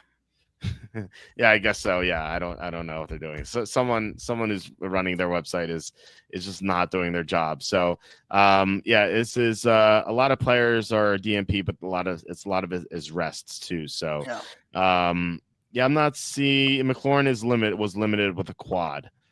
Sam Cosme was full. Debo Samuel, by the way, DNP with a heel. I think that says heel injury. So so we'll see. How about Noah? Noah Brown. Noah Brown, where are you? Still questionable. I'm not seeing Noah Brown on the injury report. So it looks like he's going to be back unless. Well, they thought he was going to play last week, against the Bears. Right. So. There you go. So Noah Brown will be back at least, which is nice. Look, Dallas is going to get Lamb back, but they still have issues in the offensive line. They still have major defensive problems. So if I were to rate the 40 units like you do, I would probably say Dallas offense, Washington defense, something else, and then the Dallas defense. Something else. Maybe special teams or something. But no, I think that the Dallas defense is by far the worst of the 4 units. Yeah. I'll take the Water Boy over Dallas defense. It's so bad. Anyway, like Washington offense and Dallas offense, they're not too far apart. If Washington gets back Cosme and McLaurin and Debo plays like that, they're very close. So I like Washington here -2.5 or minus. You can get -1.5 apparently at Caesars. So what do you think about this game? Let me see here. You've got, surprising. Dallas's offense only 388 yards per game. You'd think it might be more. Washington 346, and there's only about a 55-yard difference defensively, but um, Washington still has the edge there. They're both slightly minus in turnover margin, -3 and -2. I like Washington here. Okay. All right. So we're I in think agreement. they are. I think they are the the better football team. And again, pretty much everybody's been able to move the ball on Dallas. Yeah. Yeah. Everyone except for the Well, Jets. except the Jets. Yeah, except the Jets. Yeah, of course. Yeah, that was a pathetic performance by them. All right, so we have the last of the late afternoon games. The Packers at the Cardinals. This line is Packers -6.5. You mentioned it before that the Packers, they were not the Packers last week, and then I said the Packers have not been the Packers since week 2. We haven't seen them play a good game since week 2. Which was week 2? Was that the Washington game, the Thursday night game? Yes. So yeah, they opened with a big win against Detroit. By the way, Detroit had 2 new coordinators in that game, so tough preparation. And then Washington on a short week, travel for Washington. Ever since then, was it Cleveland next week? Cleveland next week, Dallas tie, and then and then Cincinnati underwhelming performance. Like they just they haven't been themselves, and now they're on the road. Yeah, and you asked me about these defensive stats. Green Bay is 19th in defensive EPA. This is a defense we expected to be top 5. That's surprising. I would have thought they would have been at least top dozen. That's what I thought, but they are not. And where the Cardinals should be up there though, aren't they? Cardinals are 12th. Yeah, look, I mean, look, the Cardinals are rated better defensively. Now we don't know if Murray's going to play. But Brissett handled himself well last week. One of the better backup quarterbacks in the NFL. They could have won that game. Yeah, they're very close. Sure. Well, Arizona could have won every game. Every single loss of theirs has come down to the last second. Yeah, you're right. They had those 3 straight walk-off wins or games, 3 straight walk-off games until the one last week. Well, I think it didn't end it very late, I think, but if I recall, Indianapolis scored the last touchdown to give them the lead. Yeah, and the Cardinals are driving at the end, but they failed in the red zone, the 4th down. So they could have easily won that game. They converted the 4th down there. So and look, it's a team that's very competitive against the Packers team that's been very disappointing. Maybe the Packers eventually figure things out, but we haven't seen any evidence of that recently. So I like Arizona here. Way too many points for this disappointing Packer team. What do you think? Yeah, I don't know if I'll play it, but I did put that in as a playable opinion of Arizona plus the 6.5. Maybe it even goes to 7. Okay. Now, on the other hand, I think the Packers are good enough to win the game, so that might be another teaser possibility with Green Bay. Yeah, it makes sense. Any consideration for Survivor if you were still in? Well, I think everybody took the Packers last week. I think it was something like 60-something% took the Packers against the Bengals, and I can't see any reason. I haven't thought who the. Well, I guess based upon the line, the Chiefs will be probably except they may save the Chiefs. Yeah, well, I'm in. I still have 4 entries in my DraftKings Survivor, and I didn't take the Packers at all last week. And I took the Rams, for example. I took the Chargers. That was lucky, but would you take the Steelers this week tomorrow night? No, I would take Kansas City because okay. That's right. You don't have the holiday. Right. It's easy. We get a bye for Survivor this week.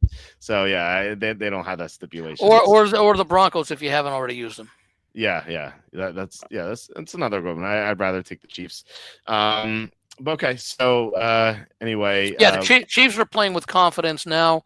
I still have my questions about them long term, but they're also playing a team that's not very good. Yeah, and they get Rashee Rice back too. Seems like a great situation. All right, Sunday night, Falcons at 49ers. The 49ers are favored by 2. 49ers are just we talk about ravaged by injury teams. Like this is. Did I hear they may get Kittle back?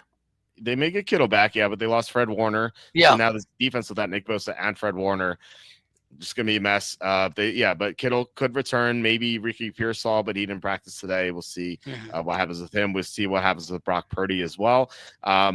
So this Falcon team, we saw them lay an egg in week 3. They played the Vikings on national TV. They won, and then that was at Minnesota, right? That was on the road. No, they What hosted. was it? Was it in Atlanta? I thought it was 22-6, and I thought it was at It was Minnesota. At Minnesota. Then they got it was shut out at Minnesota. Carolina the next week. Yeah, it was Minnesota. Yeah, Minnesota. So Then they played Washington, and then Nearby, and then Buffalo, of course, and then now they play San Francisco. Right. So they're coming off that win against Minnesota on national TV. Then they lay an egg. And then after beating Buffalo, Bijan Robinson was interviewed, and he's like, all eyes were on us tonight. Though little did he know that there's another game, but still, that's my point, is that like they viewed that Buffalo game as such a huge litmus test for them, and they won. And I wonder if they're going to have the same sort of intensity for this game. They could, but I don't. It's very difficult to predict. And given that we've seen them lay an egg already, I think we could see it again potentially. So. Man, but then again, that you have to back the Niners with all the injuries. It's so tough. So this is but they've been very competitive with all those injuries since the start of the year. Yeah, but at some point, it's going to be the straw that broke the camel's back with this, and it may have been last week. But maybe not in this situation. Yeah, it may have been, with Fred Warner coming out. I don't know. The defense is not going to be able to stop anyone. So. I think the Niners are worth a potentially, like, I don't want to say a bet here. It's even like a pick in an office pool, but that's all I can do here. I don't have a good feel for this game. What do you think about it? I put San Francisco down again as another one of those toss-ups, a weak opinion, a lean, whatever. Probably not a game I will play. If I can find a reason to put Atlanta in an underdog teaser, I might do that. I need to do a little bit more work when I analyze the secondary numbers and some of the other things I like to look at on Thursdays. I may decide that, but and I don't even have a feel for the total in this one. Okay. All right. So we can move on to we have 2 Monday night games, and rightfully scheduled at 7 and 10. All is right with the world. This is great. Can't wait to watch both in their entirety. Kevin asking, I haven't looked at this game much. We just don't like Penix that much. Fred Warner's out.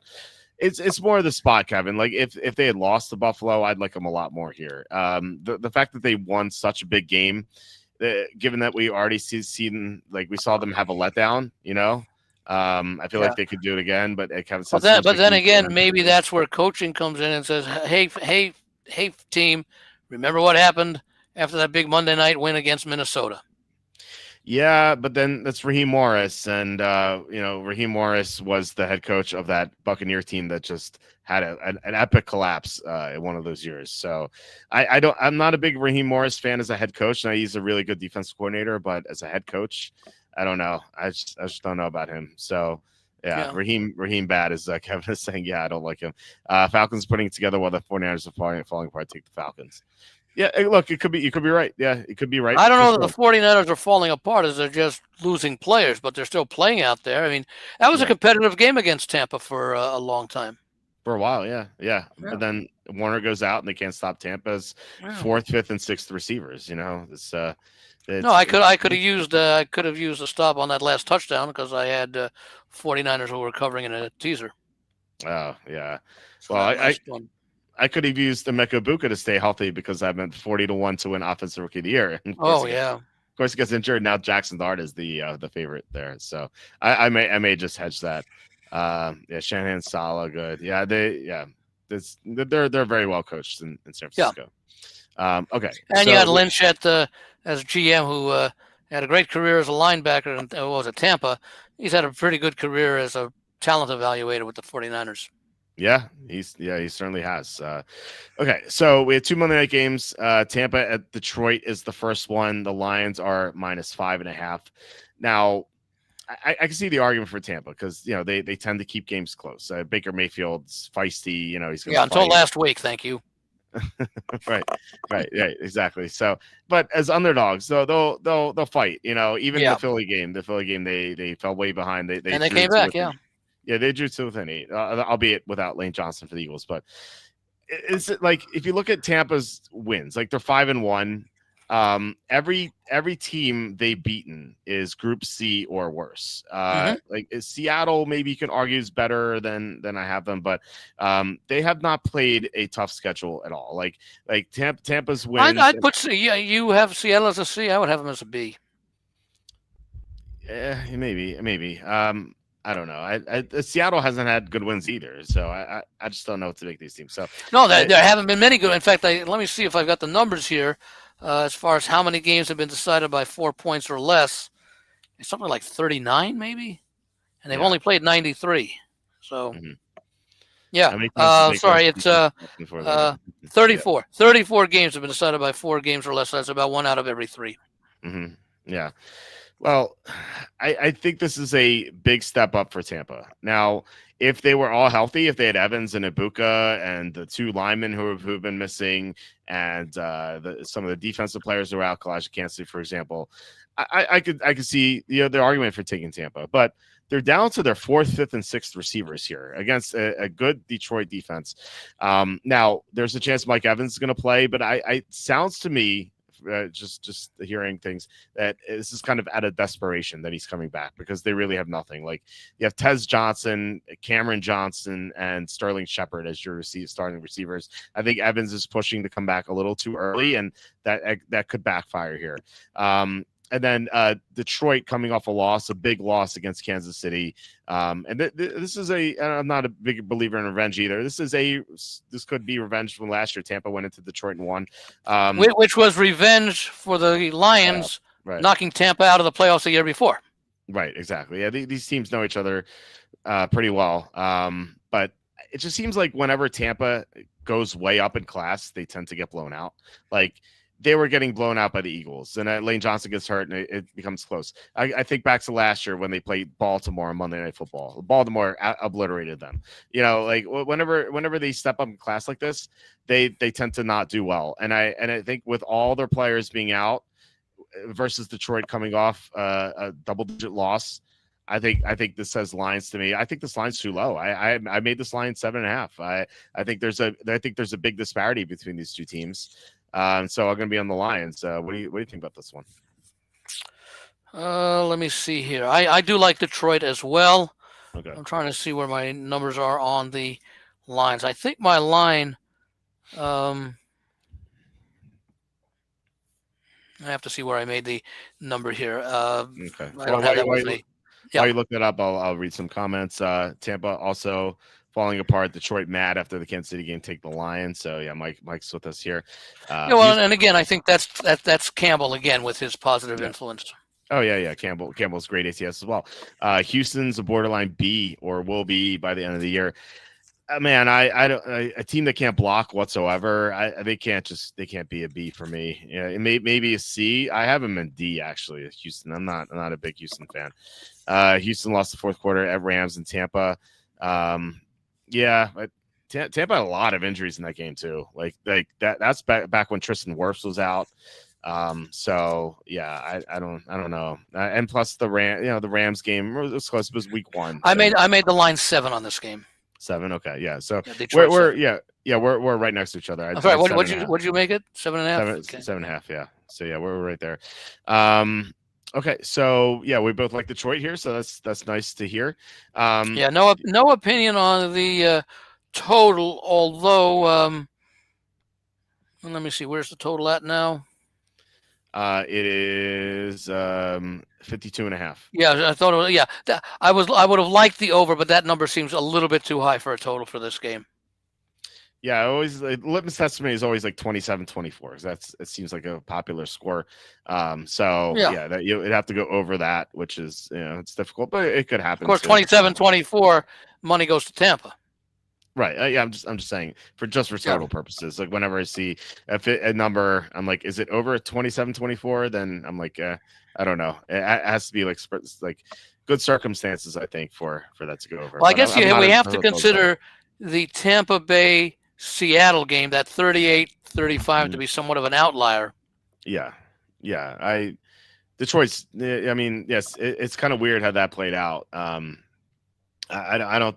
Those teams match up again. I don't think it'd I be. think the 38 points that what is it that Tampa Bay scored against Seattle was a bit of an aberration, and I Yeah. think the 35 points that Seattle scored against Tampa was a bit of an aberration too. Mm-hmm. Yeah, and I mean, with all these receivers injured, it's hard to believe that's going to happen again too. Yeah. So, yeah. All right, we're in agreement on this one. Let's see if we Yeah, agree now on that I the. think of it a little bit as I'm thinking out loud here, maybe that is a good case for putting Tampa Detroit under.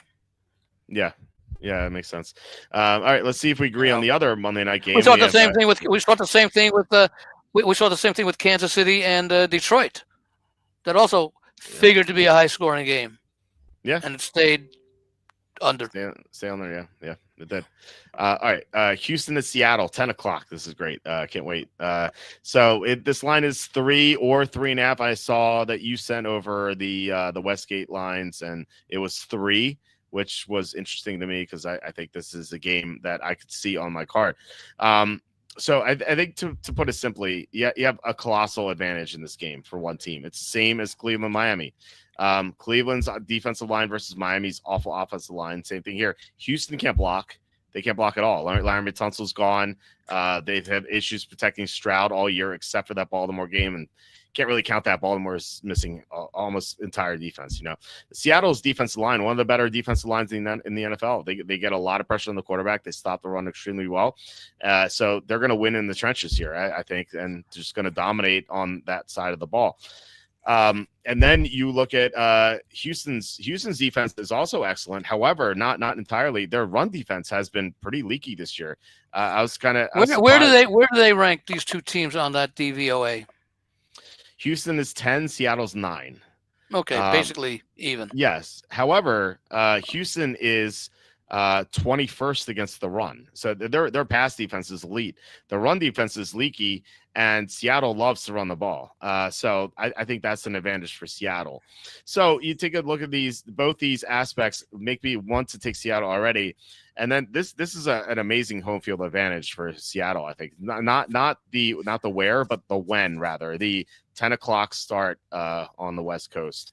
I think it seems like such a big edge with the circadian rhythms and whatnot. I looked it up. This is a very small sample size. They've had a bad home record over the last couple of years, haven't they? Overall, yes. But I like I said, this is the when rather than the where. This is a small sample size, so keep that in mind. It's happened only 3 times where an Eastern or Central team has played on the road on a Monday on a night game starting at 10 o'clock or later. All 3 teams didn't cover the spread. In fact, one team got blown out. 2 teams were favored. But they didn't cover in close games. So I just think that like the circadian rhythms here for Houston on top of the matchup mismatches here just makes me want to really like Seattle. I love Seattle as long as it's 3. 3.5, I still like them. 3 just seems like a great number. So what do you think about this final game here? I actually like Houston in this game. They've played some close games this year. They started to find their offense late in that game against Tennessee. Not that means much because it's Tennessee. And even with Baltimore at the end, that's still a shellacking they put on the Ravens, although I think we talked about it last week that it looked pretty early in that game that the Ravens just conceded before halftime in that one. But you still got to go out and play, and the numbers still count. I actually made Seattle a 1-point favorite in this game. A lot of it has to do with Houston's recent play. Seattle is a team that I like. Houston is a team that I'm going to like going forward. I see some 3.5s out there, and I'll be looking to play that. Okay. All right. We're on opposite and I side. do like the under in this one also. Okay. Yeah, we're on opposite sides of this one. We have a comment about the bye week consideration. Actually, teams coming at bye weeks haven't done all that well in recent years. I think it's pretty close to 500. So you would think that teams would have a more of an edge in that regard. Well, if you take Andy Reid's record out of it, then it's lower than 500. Yeah, that's for sure. I'm gonna look up how these teams have done off of bye since 2002. Actually, But, I'd rather do 2010, but yeah, go ahead. What are you going to say? no, I was going to say, I think I remarked to you before or at the very beginning that I have a little question for you about home field Yeah. advantage in the NFL. Yeah. Okay. Before we get to that, since Okay. 2010, teams coming off a bye 271 and 280 against the spread for 49.2%. So, and then Say if this you again take now, it since when? since 2010, Okay. which I like to do because that's when they change the practice schedule and stuff. Right. They can't practice as much off a bye, 271 and 280 against the spread for 49.2%. So if No you just factor.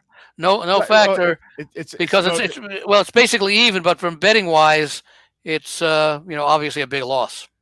yeah, look, it's not a factor, but as so much as if you try to make the argument that the team's coming by, it's flawed because there's no advantage, And Yeah. I think this is another one where you go on a case by case basis, like you said, Yeah. Andy Reid. Well, the Andy other thing Reid, great. also is I'd like to see how many of those teams off a bye, how often did the points come in play?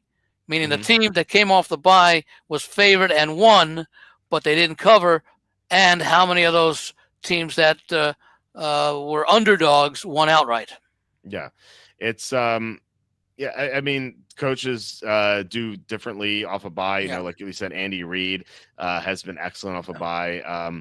As bad as a coach as Mike McCarthy was, in my opinion, he was awesome off a bye. I think with the Packers, he was 10-2 against the spread off a bye. Now that may have been Aaron Rodgers, but still, I think Bill Belichick had a decent record off a bye, if I remember correctly. Some coaches, Mike Vrabel, by the way, 6-0 against the spread off a bye. Has not yet failed to cover. So we'll see about that later in the year. So yeah, okay. So but by the way, you're doing it the way that I like it, and that's going by coaches' records. Yeah, I think that's certainly the way to do it. It makes a lot of sense. So how do they approach the bye week? How do they schedule practice time? How much time do they say, hey, just don't think about football for 4 days, whatever it might be? So I think the coach has a lot to do with how well prepared a team is for their resumption of play. Oh yeah, and you would expect Vrabel to have a great record because he's been a great coach thus far. By the way, the bad news for the Bills. They play the Patriots off New England's bye late in the year. So yeah, could be a sweep. We'll see. All right. So you had a cool stat or cool. Well, it wasn't on home field. It's NFL home underdogs. Okay, NFL home underdogs, and this is in your your newsletter, right? Yeah. So I go back to 1982. Okay, so what would you think home underdogs would be against the spread? Well, Andy, hold on before I answer that. Yeah. So this is in Andy's newsletter. I urge you guys to sign up for it. TheLogicalApproach.com. Yeah, I got to update that order form. By the way, it's a little bit dated. Okay. So Okay. Yeah, but you can do that. But yeah. Yeah, you can. I urge you guys to sign up for it because there's so much information on there. Like, not only do you get Andy's picks, you also get like a lot of great handicapping, like statistics and research, and like there's so much in there. It's really valuable. So I urge you guys to sign up for it at thelogicalapproach.com. The link's in the description too. Okay, so wait until if you're going to be interested, wait till like noon tomorrow because I'll try and update that tonight. Okay. All right. So what was the question here? I'm going to try. Okay. The question is, how profitable do you think home underdogs have been historically? Okay. Historically, my data goes back, and it's in the newsletter year by year. My data actually goes back to 1982. I'm talking regular season. Okay. Well, I kind of cheating here a little bit because not cheating live, but I know that recently home dogs have not done that well. At least I think so. Because this is something when I first got into handicapping, and you've been doing this longer than I have, but I started handicapping the NFL seriously in like 1998 or so, and then I started my site in 99. And I remember for a while home dogs used to be reliable, or at least I thought. And then I think that it may have changed in like 2010 when they changed the practice schedule, and that made things more difficult for the bad teams to get better. So historically, dating back to 82, just based on how you phrased the question, I think it's probably, if I had to guess, and let me say this. I think the common better would probably say like 51, 52%. I personally I think it's like 49%, but maybe you Okay, can and tell. that's in that range about 50-50. I actually broke the study down because I said I went back to 1982, and I've been doing this study year after year after year for a long, long time. And at some point, I just said, you know what? I've now got 40-something seasons worth. And as I talked before, my new line of starting research now goes to 2002, which is when the NFL adopted its current structure. That's, I think, when Houston came in the league as team number 32, the new Houston team, because the old Houston team, the Oilers, moved to Tennessee. And then Cleveland became team number 31, as they were granted a franchise quite some time after the old Cleveland Browns moved to Baltimore to become the Ravens. Yeah, 99. So in 2002, we had the current structure of 8 divisions, 4 teams per division. Prior to that, for a number of years, there were, I think, 1 or 2 divisions that may have had 6 teams, and the other teams had divisions had 5, something along those lines. I think there was one 6-team division and 5 5-team divisions when there were 31 teams. Yeah, the AFC Central had 6 teams. Yeah, so had 6 teams. disaster. Okay. Yeah. So anyway, going from 1982 to 2001, the last year before the present alignment, home underdogs were 722, 650, 39. That's 52.6% for a whopping profit of 7.0 units if you blindly bet every home underdog. That's the good news. Right. Okay. Now we get the bad news is, and I don't think I wrote it exactly that same way, but I sort of alluded to it. Starting in 2002 and going through 2024, home underdogs 985, 987, and 65, 49.95%. 49%. Let's go. Oh, actually 50%, 49.95. Okay. Right. But with all that game, minus 100.7 units. Yeah, the Big's kills you. Yeah. Yeah, and that's about what's that? That's about 23 years, and that's about a little bit under 2,000 games. So that's a handful of games a year to get up to 100 units. So since 1982, it's 51.1%. Minus 93.7 units. And just to give you an idea, somewhere's in here that you worked all this time up to 2002 to make 7 units through 2001. You gave it all back in 2002. No, I'm sorry, you won in 2002, and then you lost a little bit in 2003. Then 2004, you lost 9 plus units, and then in 2005, you lost 22.7 units. Home dogs were 29.47 and 4. And then you've had, let me see here. I'm trying to think where it was that, 2010 was slightly profitable. You're sort of close on that. It was really not much of a variation. 2009 was minus 8.6 units, but that was after minus 13 units the year before. Then it floated between, it looks like, very little for a few years. 2016 was a loss year of 10 units.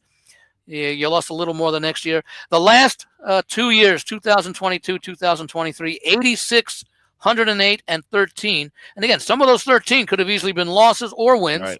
Right. Depending upon your number, but still 32.8 units based upon home underdogs are due. Home underdogs have been due since 2005. Yeah, it's been a while. Seriously. Yeah. What do you attribute this to? Why do you think it's gone so sour for them? Better lines making. Yeah. More competitive games. Road teams getting better equipped to travel. Right. They don't go by stagecoach anymore. So they're easier to handle travel. And I guess the popularity over the years, and it makes sense because, in fact, let me see where I wrote it here. As to the value of home underdogs, and that's a question, I put value in quotes, it's a matter of semantics, or more accurately, a matter of relativity. Home underdogs are the least of the 4 evils, in that relative to road underdogs, road favorites, and home favorites, blindly betting on home underdogs has reduced the lowest level of losses over the 43 seasons, followed by not that huge of a gap with road underdogs. So road underdog, in other words, if you blindly bet, obviously with the VIG in there, obviously you have bet any one of these 4 groups, home favorites, dogs, road favorites, road dogs, you're going to lose money. You would have lost less than you would have with any other group by playing home underdogs. But, 100 units over the last 20, 22, 23 seasons, that's a lot of losses for something where it makes sense. Oh, well, they don't have to travel and all that sort of stuff, because all that stuff is supposedly compensated for in the line. Mm-hmm. Yeah. And even there. Now, in recent years, I do believe that lines, and I'll see if I can get that number for next week, that the line overall in NFL games has dropped. Okay. Right. In fact, even this year, you see very, very few double digits. In fact, you see very, very few games. There have been 93 games played. I don't know what the numbers are, but you've seen very few games with spreads greater than 7. 7, yeah. I mean, let alone 10. And then when you add to it that it has to be road teams favored by those numbers, those are even less. I remember when I first started this website, Kenny, who usually does the fantasy stuff, sat right next to me in that classroom where I started my website. And I remember talking to him about handicapping, and he said, you automatically, anytime you see a double-digit home dog, you have to take it, no matter what. That was the rule back then. And that's definitely not the case anymore. I think actually the double-digit road favorites are actually they tend to cover more than the other. I did something in my teaser newsletter last week that actually, and again, it's based on teaser, so I've added the 6 points in there. But I did do the study last week, going back, I think, to 2002, and I actually took a look. I broke them down into various separate categories: 1 to 3, 3.5 to 6, 6.5 to 10, 10.5 to 14, and 14.5 over. When you add the 6 points in, home underdogs are the best. 10.5 to 14, they covered 74.4% in teasers. Mm-hmm. Okay, so you're teasing up from 10.5 to 16.5, etc. Road underdogs, 64%, 65% for home favorites in that range, and 51% for road favorites. Now, I will say double-digit home favorites were about 350 total games, about 80 total games home underdogs in that range, about just about the same number of road favorites in that range, and also about 350 road underdogs in that range. So some decent sizes. And then 14.5 or more, which is very unusual. The numbers don't really matter because there's only 89 instances of home favorites favored by 14.5%. I'm sorry, 63%. Only 14 situations of home underdogs more than 14.5. Only 16 situations of road favorites 14.5 or more, and about 90 situations of road underdogs. They've actually 14.5 point or more. But again, remember, this is with 6 added points. 67 and 23, about 74%. So double digits have been rare, and they've been okay. But if they're hitting 62.2%, or even in the well, let's use the 74.4% in that 14.5. They're much worse than that, obviously, if you take the 6 points away in the teaser. Yeah. So Kevin with the $5 super sticker. Thank you, Kevin, once again. He's asking, when was the last double-digit home underdog? That sounds incredibly rare. So it happened 3 times last year. The Raiders and Chiefs. The Raiders were 10-point home dogs in Week 8. They lost but covered 27-20. Yeah. In Week 12, the Panthers hosted the Chiefs, and that famous game where the Panthers almost won. They were 11-point home underdogs. They lost but covered 30-27. And the other game, which was far worse for the home dog, the Giants were 16.5-point underdogs against the Ravens at home. They did not cover. They lost 35-14. So what was the line of that game? Did you say 16.5? 16.5, yeah. So they didn't miss. They missed by what, 4 or 5 points? Yeah, exactly. Yeah. So home double-digit home underdogs since 2010 are 43-40 against the spread. So I'm sorry, say that one again. Double-digit home underdogs since 2010 are 43-40 against the spread. So slight cover, losing. Losing when you figure the VIG in there. That's about minus a few dollars a VIG. Although if you're betting a pinnacle, you're winning. 43-40. 43-40, oh, 51.8, okay. 51.8. Yeah, if you're betting a pinnacle, you're winning with the -5 VIG. So It depends on where you go. I mean, you have to 52.7% for minus 110. So, yeah, I thought it was 52.4. Okay, maybe it is. I don't know. Yeah, I think It's so. 52 point I know something. why 52.39 sticks in my memory. I'll find out right now. Yeah, you could be right. I'm not really sure. Great stat by Andy Legend, says Nathan. Nathan, Andy has the stuff every single week in his newsletter. So that's why I said, like, definitely sign up for these newsletters that he has. It's 52.38. Oh, yeah, there you go. Nice. Yeah. Okay, so so try to bet with less vig. I would say Bookmaker, by the way, really good. If Pinnacle, you don't have access to it because you have to be outside the U.S. Bookmaker.eu, they're not a sponsor or anything. They have minus 108 vig. I think one or two places here in Vegas have it. I know Westgate has had minus 109. They used to have that minus 105 on Thursday nights. I don't think they have that. For any game that you bet straight on Thursday nights, but I think they are now 109 in most sports. I think the NBA is going to be minus 109. Yeah, and 108 is 51.9% is the break even. So that's it matters. Just try to get the best fig. Stat request. What's the home underdog record when the home team has a top 10 defense? Oh, I don't. The database I have doesn't have. You can't like order. Well, not only that, how do you define a top 10 defense? Yeah. What stats do you use? Do you use DVOA? Do you use yards per play or EPA? Yeah. You never know. It's not in our database, Nathan. If you have any other requests, I'll gladly look them up. But that's they don't have the defensive rating in the database, which that's I always wanted to build my own database. I always use Killer Sports. They have a good database, but I feel like I could add stuff because I have my own data that I have over the years, and I could add it. And I think that that's something I could add, like defensive rating. But like you said, there are. Well, the thing is, if you start how far back does your database go? Since I started the site in '99. Okay, so you've got 25 seasons plus this season. Yeah. I don't have the data from the 89 onward. Yeah, so like 9, 0, 1, 2, 3, 4. So 26 plus 25. Yeah. So you probably now does that have now have you increased the number of items you have added to your database over the years? No, let's say you started with 25 items back in 1999, and now you're up at 38. Mm-hmm. Have you gone back? Have you gone back to add in the new data for prior years? No, not really. No. In other words, let's say you started with 25 items in 1999, and in 2005 you added 5 more, so now you're at 30. Did you go back and add those 5 extra items for the years 1999 to 2004?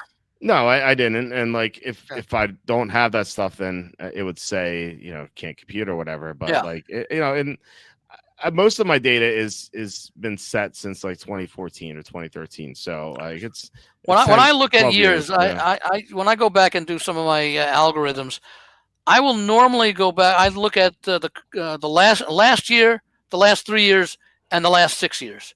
The last 6 years, especially now, in a 16-game schedule, a team played 96 games in a 6-game regular season.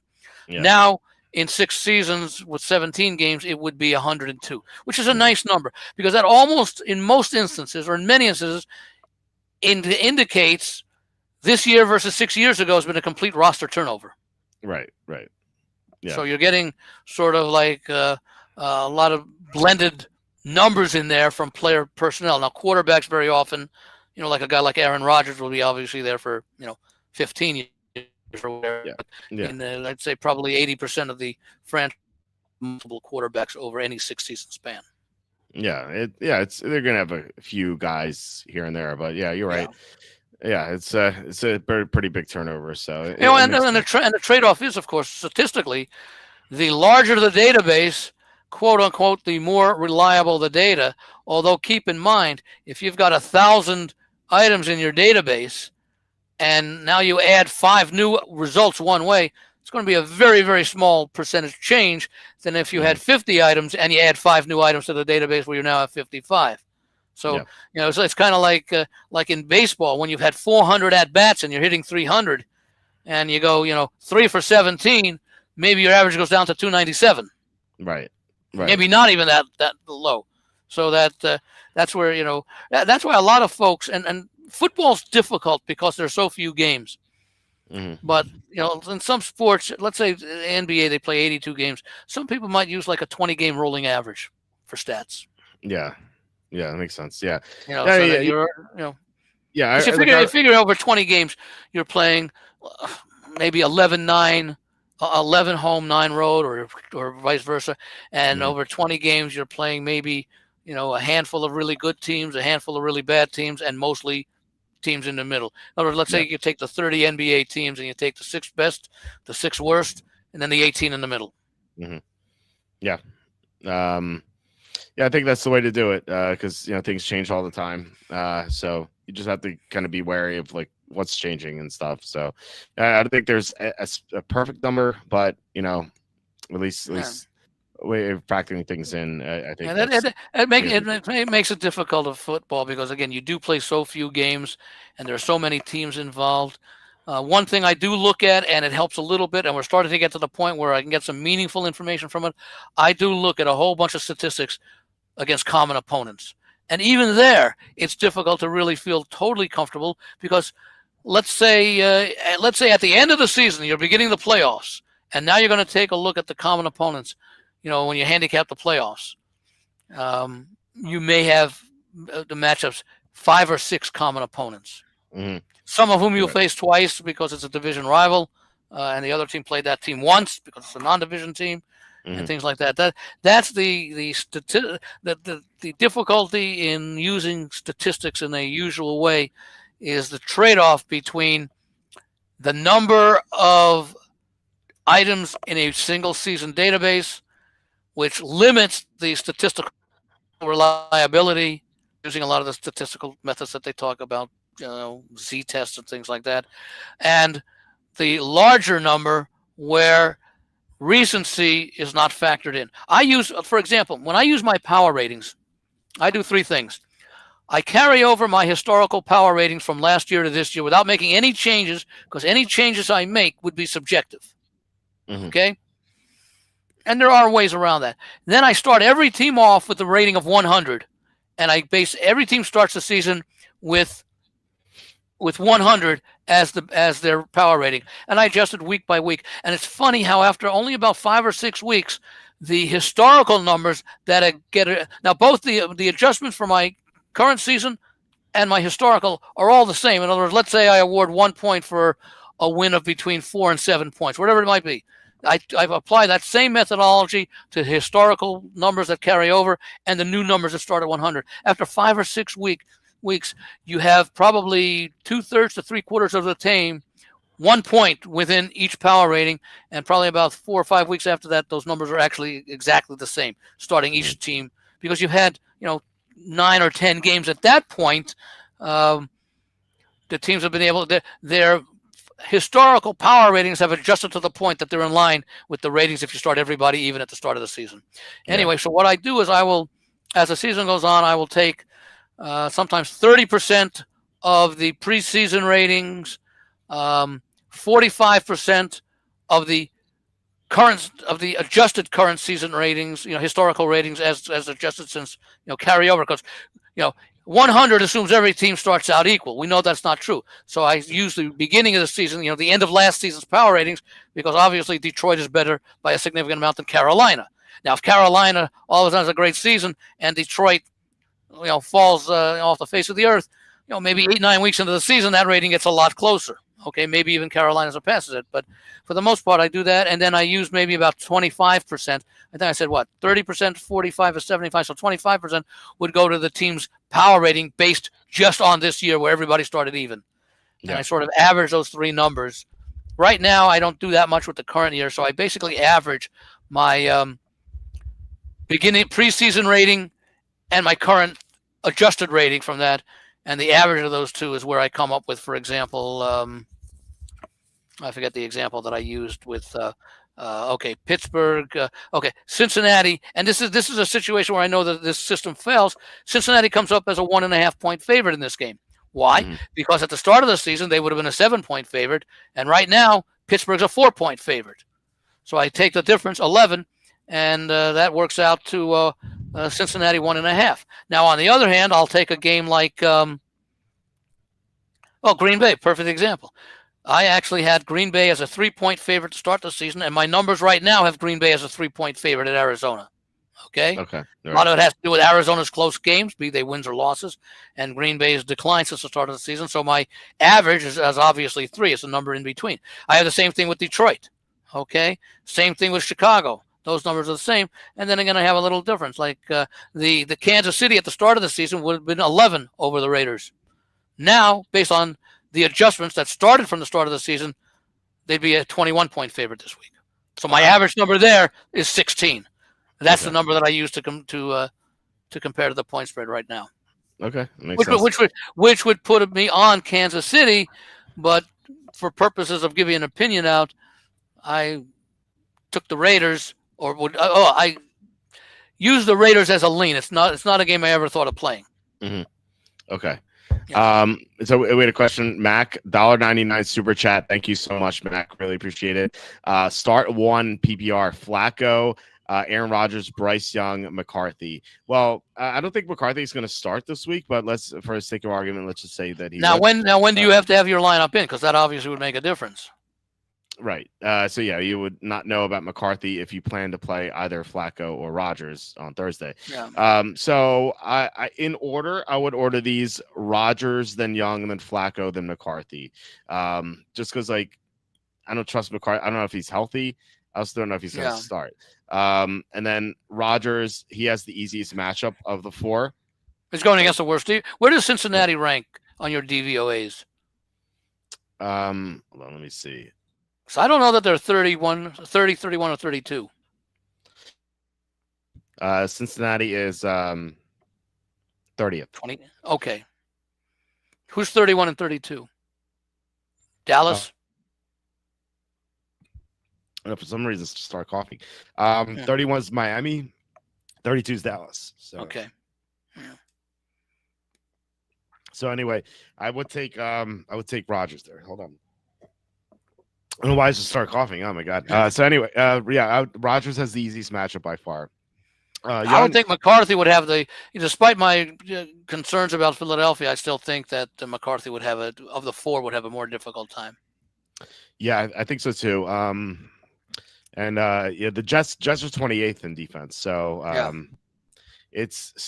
Bryce Young has that advantage, but that could be a game where the Panthers are up and they run the ball. So I still think Young is close to Rodgers, but I would go with Rodgers personally. So, well, the thing with Young is, given the Carolina running game the last 2 weeks, maybe he doesn't have to do much passing.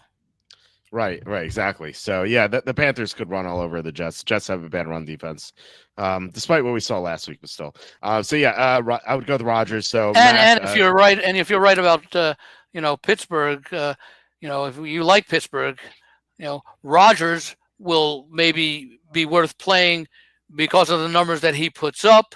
Flacco, because of the numbers he puts up, will be coming from behind. Yeah, and they have no running game to begin with. Right. Yeah, Flacco could get there in garbage time for sure. So I don't think he's like a terrible play, but yeah, I go in order: Rodgers, Young, Flacco, then McCarthy. So I think Flacco, as we talked about before, he's got a week under his belt now. He had less than a week to practice, right, for that first game. And now he's had a week to work everybody in. Yeah. I think it all makes sense. Yeah. Good luck, Mac. Thank you for the super chat. Really appreciate it. Thanks, guys.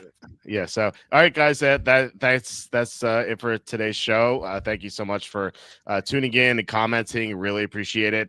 Thank you, especially to Mac for the $1.99 and Kevin Kovac. Monster Day, $10 here, $15 here, $5 here. Thank you so much, Kevin. Really appreciate it. You're the man. Thank you so much. Just really helping the show keep going. So please hit like, subscribe. subscribe, comment below, share this video. Visit the link in the description for the merch store. Visit walterfootball.com for tons of content. Visit The Logical Approach for Andy's site, and sign up for the newsletter. Can't say that enough. We'll be back tomorrow with Evan after the Thursday game, usually like 15-20 minutes after the game. So we'll discuss the Bengals Steelers game, and then get into any updates with the picks, with injuries and whatnot, get Evan's opinion on them. So Andy, once again, great show. I love doing this with you every Wednesday. Look forward Wednesday to night's all the working time. out nicely. Yeah. I love it. So, all right, guys. Yeah. So once again, I hope you guys have a great night, and I will talk to you tomorrow.